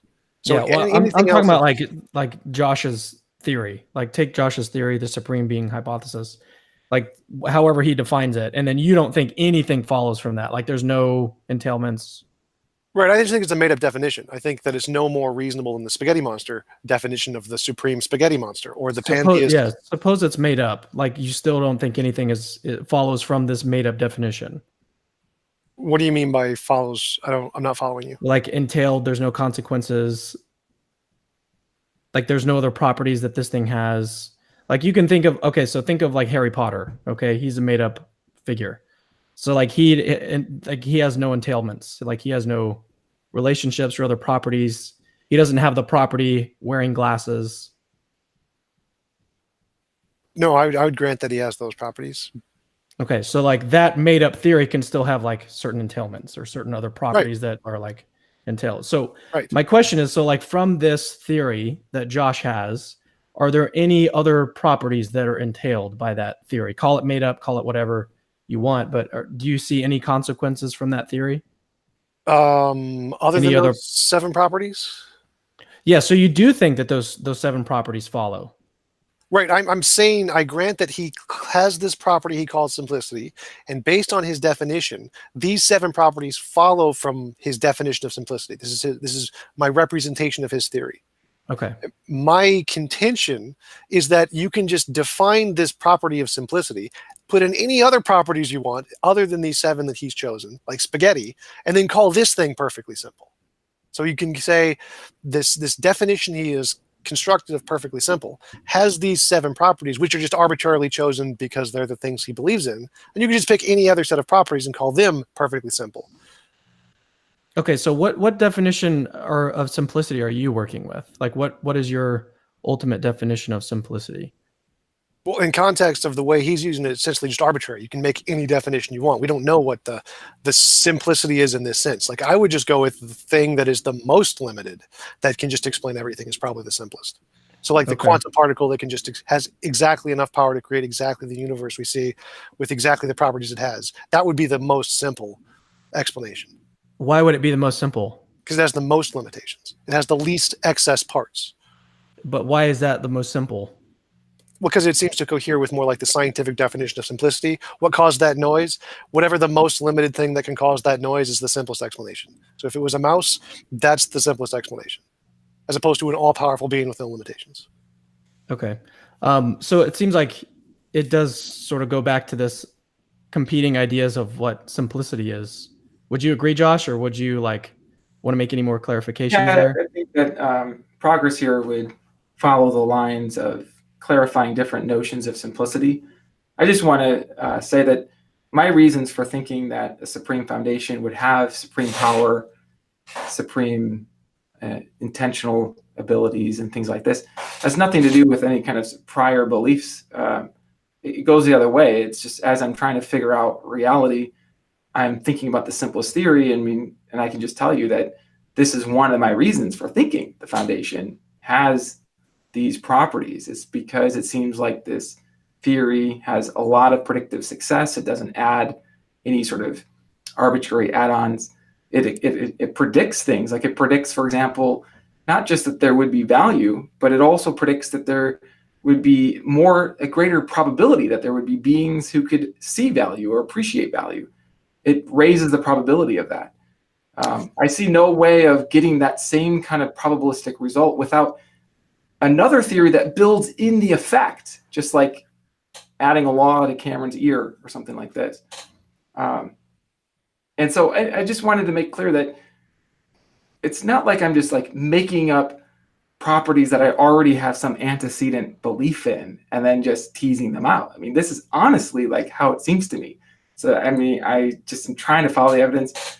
And this is where I think it's important for, these kind of conversations to take place. This is why I appreciate the conversation with you, because I'm constantly learning. There's always things I'm missing. And I feel like, I don't know, I guess I feel like a lot of times these conversations can sometimes get almost competitive and polarized, and people are almost I don't know, not seeing as much from each other as they could. And so it's one thing that I really appreciate about you kind of pressing, so what do I mean by simplicity? I need to really get that clear, and I think I can make that clear. I have some things I've written that spell it out in more detail, and we could talk about that. Well, let me ask it in a little different way. So there's this property of simplicity, and there are these 7 properties of a God that follow as consequences of this definition of simplicity. Now, why can't I just assert different properties? Why these 7? Why are these 7 follow from this simple thing, and I can't just put in spaghetti? So let me just clarify. It's not that it follows from simplicity. It's that it follows from supremacy. And that my claim is that supremacy is not a massively complex property like the flying spaghetti monster. And then the way that I tease out these properties is by thinking about value. So I think of supremacy as sort of the highest degree of value. And then I just think about, I have this sort of praise test. If I'm praising my wife, which properties would be sort of conducive to value? Would she feel appreciated if I say, you're so valuable, you're so weak? It's like, that weak doesn't come from value, right? It seems like power does. Does that make sense to you? Or does that seem right? Right, but I don't think that value is a property of things existing in the world. So it's like saying that it has the property of being a bachelor. It's like, well, that's just a made-up thing that we've imposed on the world. How exactly do you attribute this to an existing fundamental supreme thing? Yeah, so my thought is that beings have value, right? But at least, even if beings don't have value, at least I can come up with a hypothesis that would simplify our theory of the foundation. If value is not a good starting point, let's use power. We agree the foundation has power. And then we can think about what's the simplest account of its power. A limited degree that gives it exactly the power to produce our universe. Then you're building in the effect into the hypothesis, which maximizes its complexity. Just like building into Cameron's ear, the effect that it produces these pixels, it maximizes its complexity. So that's how I'm thinking about it. Well, question about that. So our universe is always going to be built in because it is the thing we are explaining. So our universe is going to be built into the explanation of a supreme being, just like it is built into the quantum particle. The thing is, there's all this other stuff that's also built in addition to our universe. Okay, so right, we have to distinguish prior probability from the predictive success of the hypothesis. So what's built into our experience now are these pixels, right? But that doesn't help the Cameron ear explanation of the pixels, okay? Because that just adds complexity to the Cameron ear explanation, whereas the mind explanation of these pixels is simpler. So it's just the same thing. I'm just saying that I don't see the connection of how this applies to the fundamental nature of the universe. Yes, I'm coming with a hypothesis that can explain many of the things that we see. It has predictive success. I mean, we can maybe debate some of the things that exist in our world. So, like, I think that there's a kind of principles of reason exist, and at least there are reasoning beings that can sort of apprehend principles of reason. At least we agree on that. If the foundation is supreme, that's a hypothesis, kind of like a mind hypothesis behind these pixels, then I haven't added lots of extra complexity to the hypothesis, but I get a lot of predictive power that matches with actual reality, like the permanence of principles of reason, and not so unlikely probability that there would be reasoning beings, value, or at least a sense of value, and there's many other things. Whereas if instead you say, no, the foundation has a law that has just as much power as is required to produce all these things, then you've built the effect into the probability. And so you've ruined its prior probability in the same way as building in the pixels into the ear hypothesis. You ruin the you multiply its prior probability, or you ruin it. You ruin the hypothesis. You make it worse. We can ambiguate it and say there's a law that makes a possible range of universes, and ours is just one of the possible range. So that doesn't seem to be. Yes, it that does help. So let me ask you this way. See, this is progress. See, that does help. It simplifies the theory. Not as simple as supreme beings. It doesn't have as much predictive success, but it is better. It improves it. I would say that makes it less simple. It just adds more parts to it. So let's ask a question about, like, let's suppose we're living 3,000 years ago and we're trying to explain lightning. Mm-hmm. Now, I could come up with a theory that there is trillions and trillions of positively and negatively charged particles rubbing together, creating an electrical charge. Now, this is a terribly not simple explanation. Somebody else can come along and say, well, there's this guy in the sky named Zeus, and he just creates it and throws it down. That seems like a much simpler explanation based on your definition. Like, so for me, simplicity really doesn't seem to make a difference here. I mean, I agree with you that may not be the best explanation, but we also have to be careful to tease out why it's not the best explanation. Because it might be that we just agree that it's false because we have better explanations. And we don't want to say that a theory is not the best explanation just because it's not correct. Sure. I mean, because there can be simple theories that are the best explanation, right? Right. Yes. So again, from my perspective, when we're trying to explain the universe, it's just like another one of those, like an argument from ignorance. We see lightning, we can't explain lightning, let's say God. We see lightning, why not just say it's just another undiscovered natural thing, like all the things we've ever discovered throughout all of history? Why are we imposing a mind here? Right. So my thought is the same thing. Why impose a mind behind the pixels, right? It's not based on what we don't see. It's based on what we do see. It's the simplest explanation of what we see. We're not positing arbitrary, unexplained limits or non-rational causes. We have no examples of that. Right? We're not breaking the uniformity of rationally situated things. It's the simplest explanation that has the highest predictive power. And how is that? A mathematical landscape, it predicts a moral landscape. These are successful predictions of the theory. And then we witness these actual realities. And so that's how it seems to me. It just seems like it's the best explanation. Well, so I'm still trying to understand, how is that different from saying lightning was caused by Zeus? Because we can explain all that from natural causes too as just a product of evolution in the mind, and that seems to be a far more parsimonious explanation. Well, Zeus has all sorts of arbitrary limits. Okay, well, let's say he's just like the Christian God. The Christian God, we're going to call him Zeus, and he caused the lightning. Okay, well, so if you remove the arbitrary limits, then you've increased the prior probability of the theory, right? Now, again, we have to. There's not a competition. There's layers of explanation, like Brian Greene's theory of the string theory. There's layers of explanation. So we have to really get that clear that we're not in competition here. If we go for the simplest, least arbitrary theory that explains the most, that doesn't compete with the explanation that we see these pixels because of minds. There's no competition there. I feel like you understand what I'm saying. I feel like you get it. I'm not sure. So I still, because it seems to me everything you're doing is just exactly the same as the guy 3,000 years ago saying, lightning created by Zeus. I see absolutely no difference here. You're just saying, well, we can, you see, when we have a hammer and we smash things, it creates these sparks, and those sparks are kind of similar to these sparks, therefore mind. So for me, it seems like the simplest explanation, like everything we've ever discovered in all of nature, is just another natural thing we haven't discovered yet. It seems like minds are just an emergent property of nature. I see no reason to believe that these value things are fundamental to reality, and they're just emergent properties of minds. So it seems the simplest explanation is that it's just another natural thing, and we can just say there's a natural, necessary thing that exists that doesn't have a mind. And why is this debate we're having any different from the debate about lightning? Josh, I didn't know. Yes, go ahead. I think you want to jump in here, but I think we've gone around this like enough. We've talked about simplicity, and we could probably end up talking about that for another like 5 hours. But I actually wanted to raise a different point just because we have a few minutes left that has nothing to do with simplicity.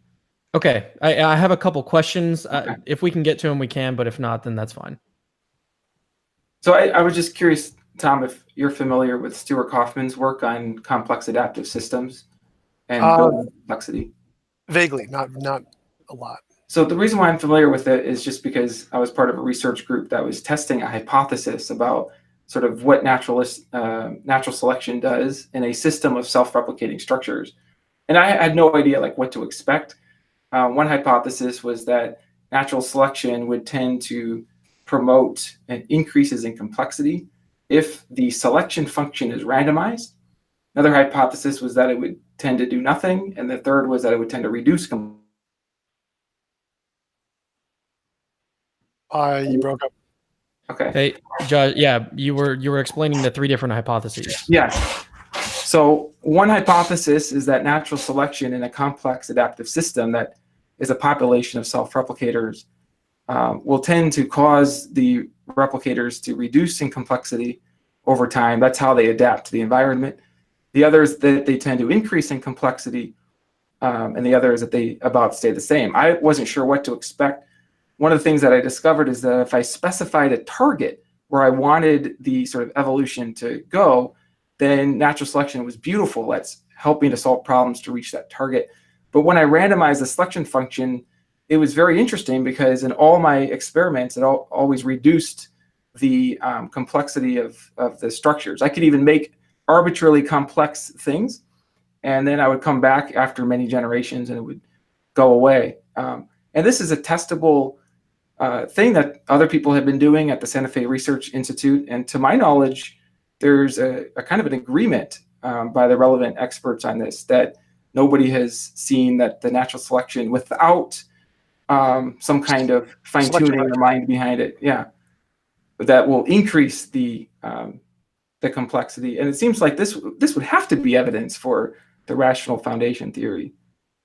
I was curious if you've heard of this, and what you would think about this kind of evidence. Well, yeah, definitely. In biology, it happens all the time. Without a selection pressure, then you just get degrading genes with genetic mutations that fall off because there isn't the selection pressure of the more increasing information, or whatever you want to call it, of the new, more survivable products. So, but I don't see how this in any way correlates to your theory of a mind or anything. No, because the selection pressure itself reduces complexity. That's what we find. That's what we see. Unless you set up the environment in a fine-tuned way. I mean, biology and cosmology are all both pointing in the same direction. So you got to get those dials set up just right. Whereas if you have that sort of supreme foundation theory, then that predicts supreme mind, which then gives us the probabilistic resources to direct things in this way to set up the system. Otherwise, it just runs in the other direction. And this is a future testable prediction. You can make your own programs. You can see the research others have done. And I had no idea what to expect myself. I mean, I just fully imagined that the complexity would increase. I'd come back the next day. I showed my wife, like, look at these bugs. They're so complicated. It just went in the opposite direction. And there was selection pressure. That's the thing. The point is that in our early Earth, the open question is whether the nature of early Earth is a rationally situated thing, like everything else we know and experience, or whether it's just founded ultimately on mindless causes.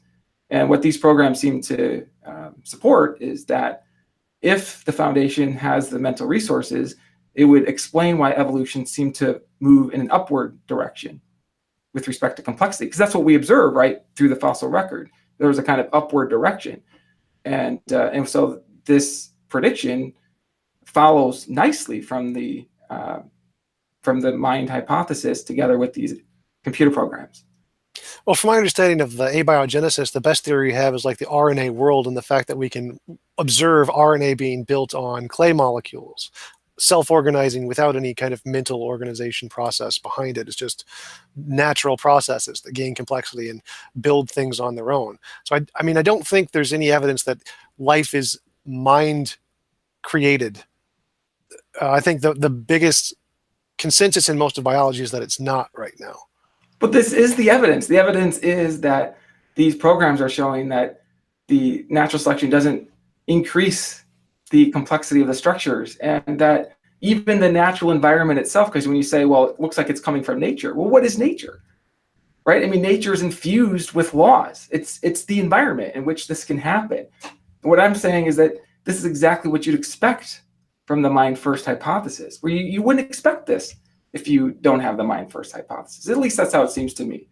Well, I think it goes back to what we were originally talking about, of whether it's nature first or rationality first. Yeah. And it seems to be like it would, in fact, happen on the nature first hypothesis if rationality is just a description of the way nature is.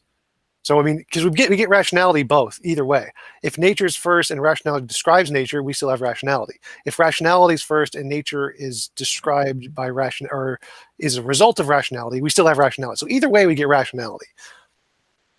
So we don't get rationality for free, right? So this is why we're thinking of hypotheses that would explain, why rationality would ever exist. Why would we ever having this cool conversation, right? I mean, we don't just get that for free. I mean, this is part of our data that we're trying to explain. So, I mean, this is one thing I just want to make sure is clear. This is not part of the theory, it's part of the data that we're trying to explain. I think you would agree with that, right? Well, actually, I think we do get rationality for free. Rationality is just a description of the way reality is. So it's already there as a part of reality. Reality has a certain nature, and we're just using rationality to describe it. So we get English for free. English isn't a fundamental part of reality. It's just something we use to describe reality. What I mean is that we're trying to understand why there are beings like us in the first place, right? Right, and I just think it's probably just natural things. Like, I think us being designed by some other being is probably just an anthropomorphism, like saying lightning was caused by Zeus. I don't see any reason to believe that we're actually created by another mind of any kind. Even if this goes against all that we know from our computer-based simulations. I mean, maybe if you looked into those computer-based simulations, it might, I don't know. Well, I've seen a lot of the computer-based simulations, and they usually come to the same evolutionary conclusion. Richard Dawkins talked about one in his documentary of his first book, his really big one. I forgot what it was called now. But so we've done the computer simulations. Many of them do show increases in complexity, and in the case of the cell in biological tests, like in the case of E. coli, we also see increased complexity and those kinds of things. So I'm not sure specifically what you're talking about, unless you're using a different definition of complexity than I'm aware of. We do see these kinds of increases in complexity and information in cells all the time. When the selection mechanism is not just randomized. But you are right that defining complexity is a key point here, because I've seen a number of articles on this topic, and you have to look very carefully at how they're defining complexity. Some of them end up defining complexity in a way that I want to say is sort of cheating. So, but if you sort of leave it, I use a kind of Kolmogorov hierarchical complexity, which seems to match a kind of ordinary intuitive sense of complexity, kind of functional complexity. And I mean, I could just tell you, I ran the experiments, and the results all pointed in one direction. I mean, so this is repeatable. We can continue to investigate this and get more data. And maybe this is a note of agreement here, where we both agree that we want data that can sort of test our theory, and that the best theory is going to be the one with the sort of best predictive success, and it's the least ad hoc. Real quick, we're almost at the 2-hour mark. Are you guys okay with going a little longer, or do we need to start to wrap it up? I'm okay with either. I'm enjoying the conversation. This is fun. I think the only other question I have is about the problem of evil. I've heard Tom talk about some things here. It's a little bit straying from the topic of is there any evidence, but it's maybe related because it's related. Yeah, absolutely. I actually wanted to ask you one more thing. Why not use Shannon complexity instead? Couldn't you just because there's a different kinds of complexity theory. Yes, I understand. We could probably work with different ones. The reason why I used kind of hierarchical, I mean, it was actually my own specific formulation. I was going through examples of things like paintings and things that look my kids' drawings, and saying, okay, this looks like it's not just random. And I was trying to come up with a definition that would account for that. In the end, I don't feel like I really even successfully came up with a definition that was as clear as this sort of, just look at the screen. Are any of the creatures that evolved on my screen anything like a self-replicating arm? Or not arm, but self-repairing hand, And you mentioned, you said that when the selection pressure was random, does that mean it was selected randomly or randomly changed? So it was I randomized the selection function, meaning that the conditions for survival, I didn't specify, because part of the thing that makes it tricky to do this when we think about Earth is that we already have the environment sort of set up in a certain way. And so that sets up the selection function. And I tried to just randomize. I came up with some simple rules, and it would just randomly select them.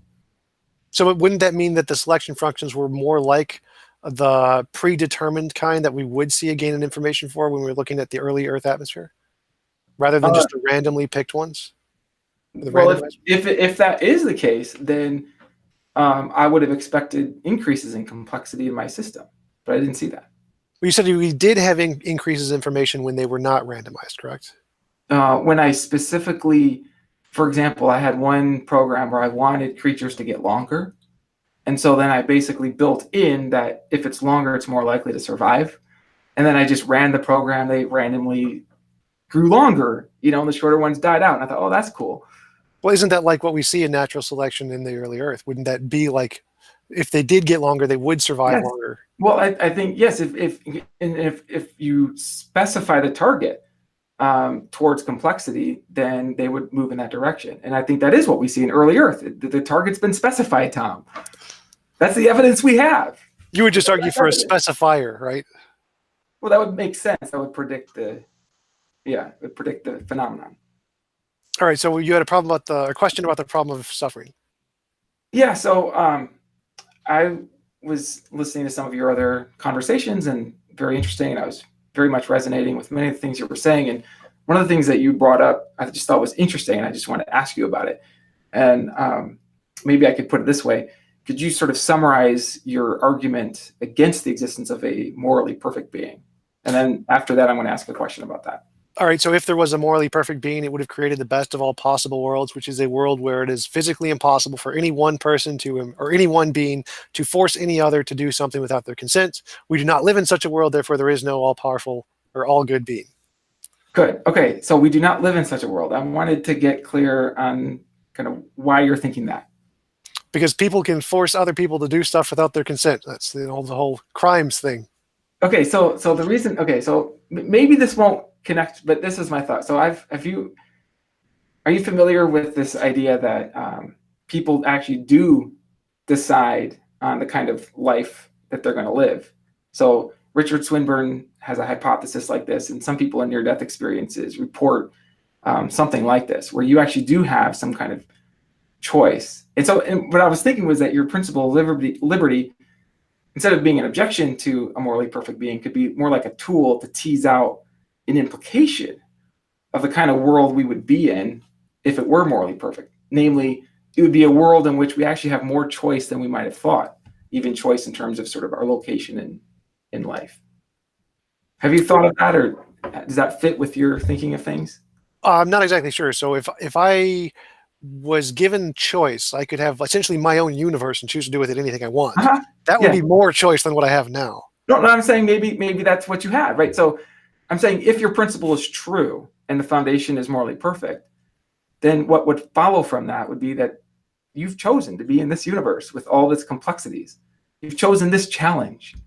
Oh, yeah, it's absolutely possible that everyone here just chose to be here and chose to go through all of this suffering. Right. It's kind of like saying that all of the slaves in the past, well, they volunteered to be slaves, but they just forgot, and the history books recorded it wrong. That's kind of like the same kind of argument. You might find it improbable because you think that the probability that God exists is improbable, right? So that would make sense. That would be a reasonable inference. But my point is that if the prior probability of a supreme foundation is not improbable, then you just tease out the implications, right? And so the implications can't be like less probable.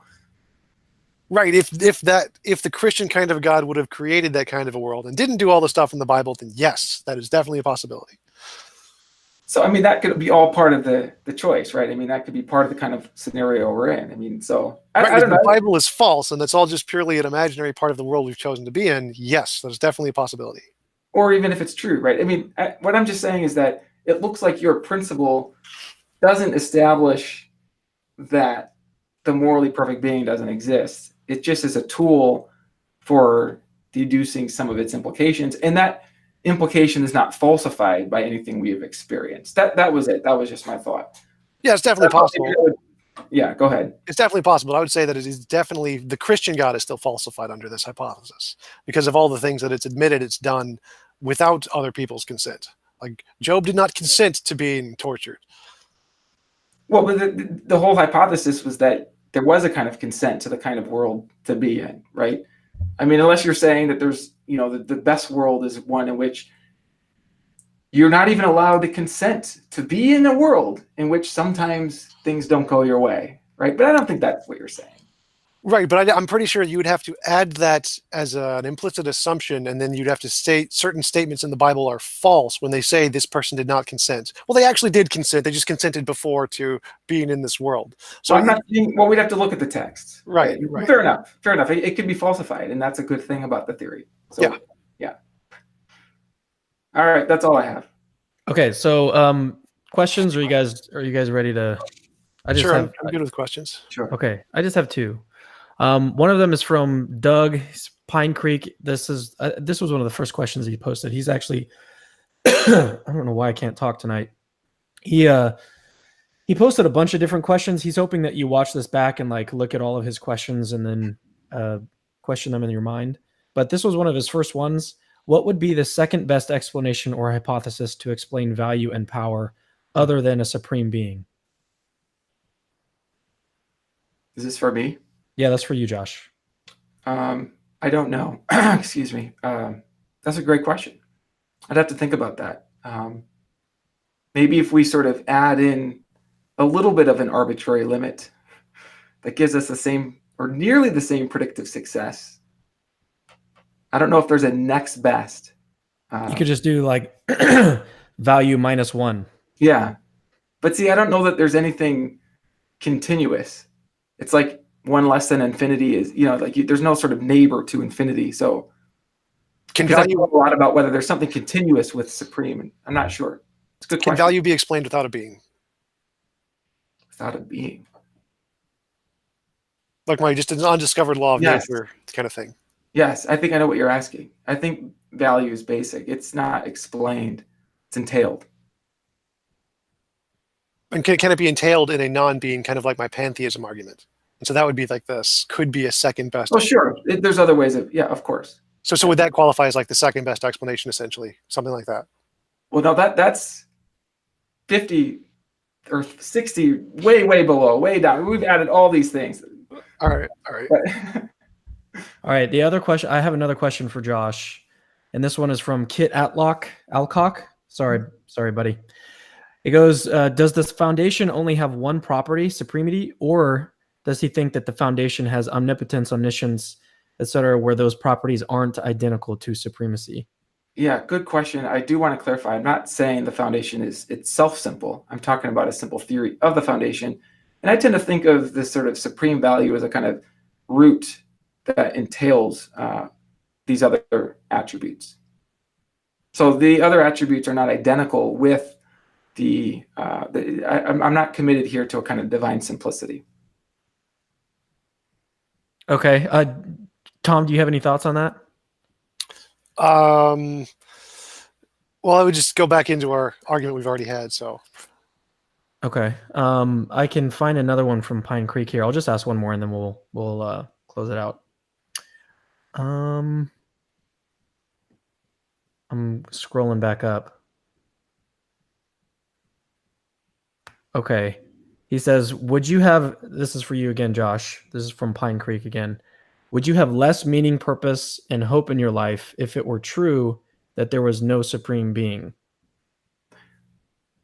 This question is very valuable because it gets to motivation. And one thing that I've thought about, one of the great virtues of a truth seeker who comes to a view that kind of goes against what they would want to be true is that it takes a kind of courage to come to that. And it does seem to me that if there were no supreme foundation, it would decrease the sort of value that's sort of ultimate in the world and give me less reason for optimism. So I will say that, yeah, I mean, the supreme foundation theory does give me a reason for optimism. I think it takes a kind of courage to follow evidence to beliefs that aren't optimistic. I think it also takes a kind of courage to seek truths that could be treasures even before you see what that evidence is. So both take courage.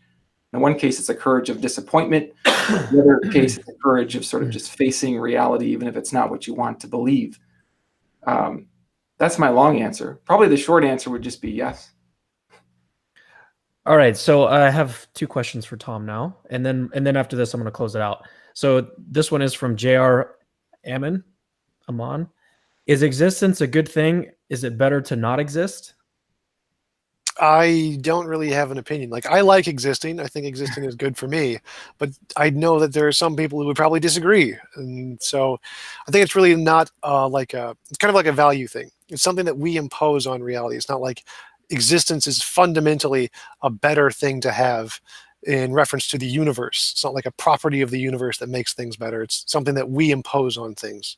We like things to exist more than they don't exist. Any thoughts on that, Josh?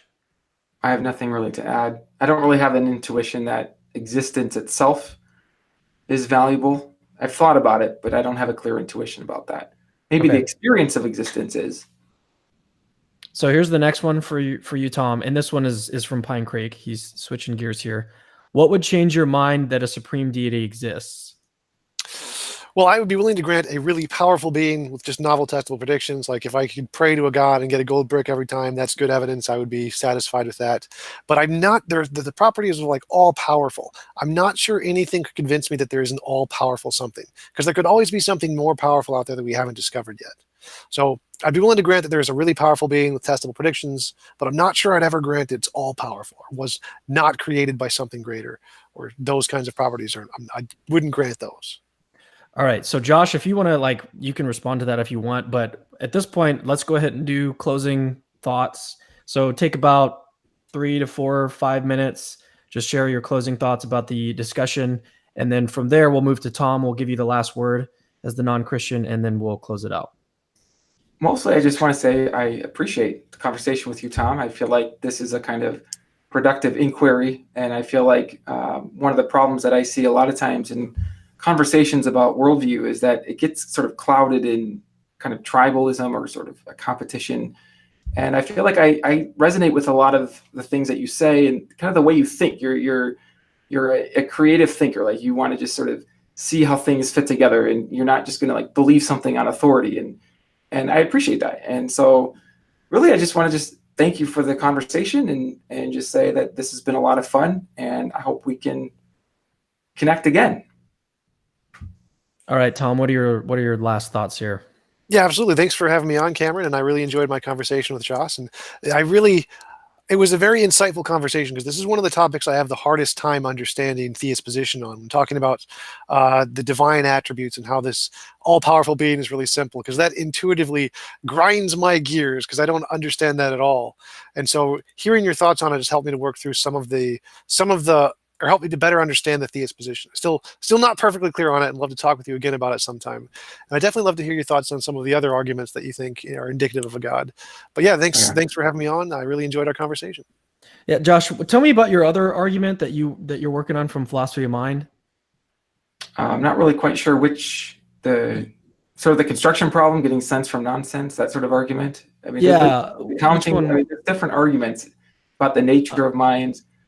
I mean, one of the things that I think about with respect to the nature of minds is that we have to separate the question of what's consciousness from the question of sort of what explains consciousness. Sometimes those get conflated. But my view is that consciousness is what it seems to be. So when you have a thought, that thought's nature is what it seems to be, and it exists, and it's not something else. So it's not a shape or a pattern of shapes or anything like that. And that the best ultimate explanation of consciousness is going to be in terms of the same category. So we don't have to posit another category without evidence. That would be one kind of argument. I'm not sure if that's what you were referring to. I think it was something that you like sent me to a blog post on your website. And this sort of counting argument? Yeah. I'm not going to summarize that. It's technical. It uses Cantor's theorem, and another time then. We can put a link in somewhere. Okay, another time. Maybe we'll come back and have another discussion. All right, well, thanks, guys, for coming on. It's late. I need to get to sleep. Got to get to work tomorrow. So thanks for coming on. And again, if you guys want to learn more about what we're doing, don't just subscribe to the YouTube channel. Go to the website, capturingchristianity.com. You can find all of our social media links there, and go ahead and subscribe to our email list there too, so that you can get updates on everything that we're doing. All right, until next time, we'll see you later. Oh, and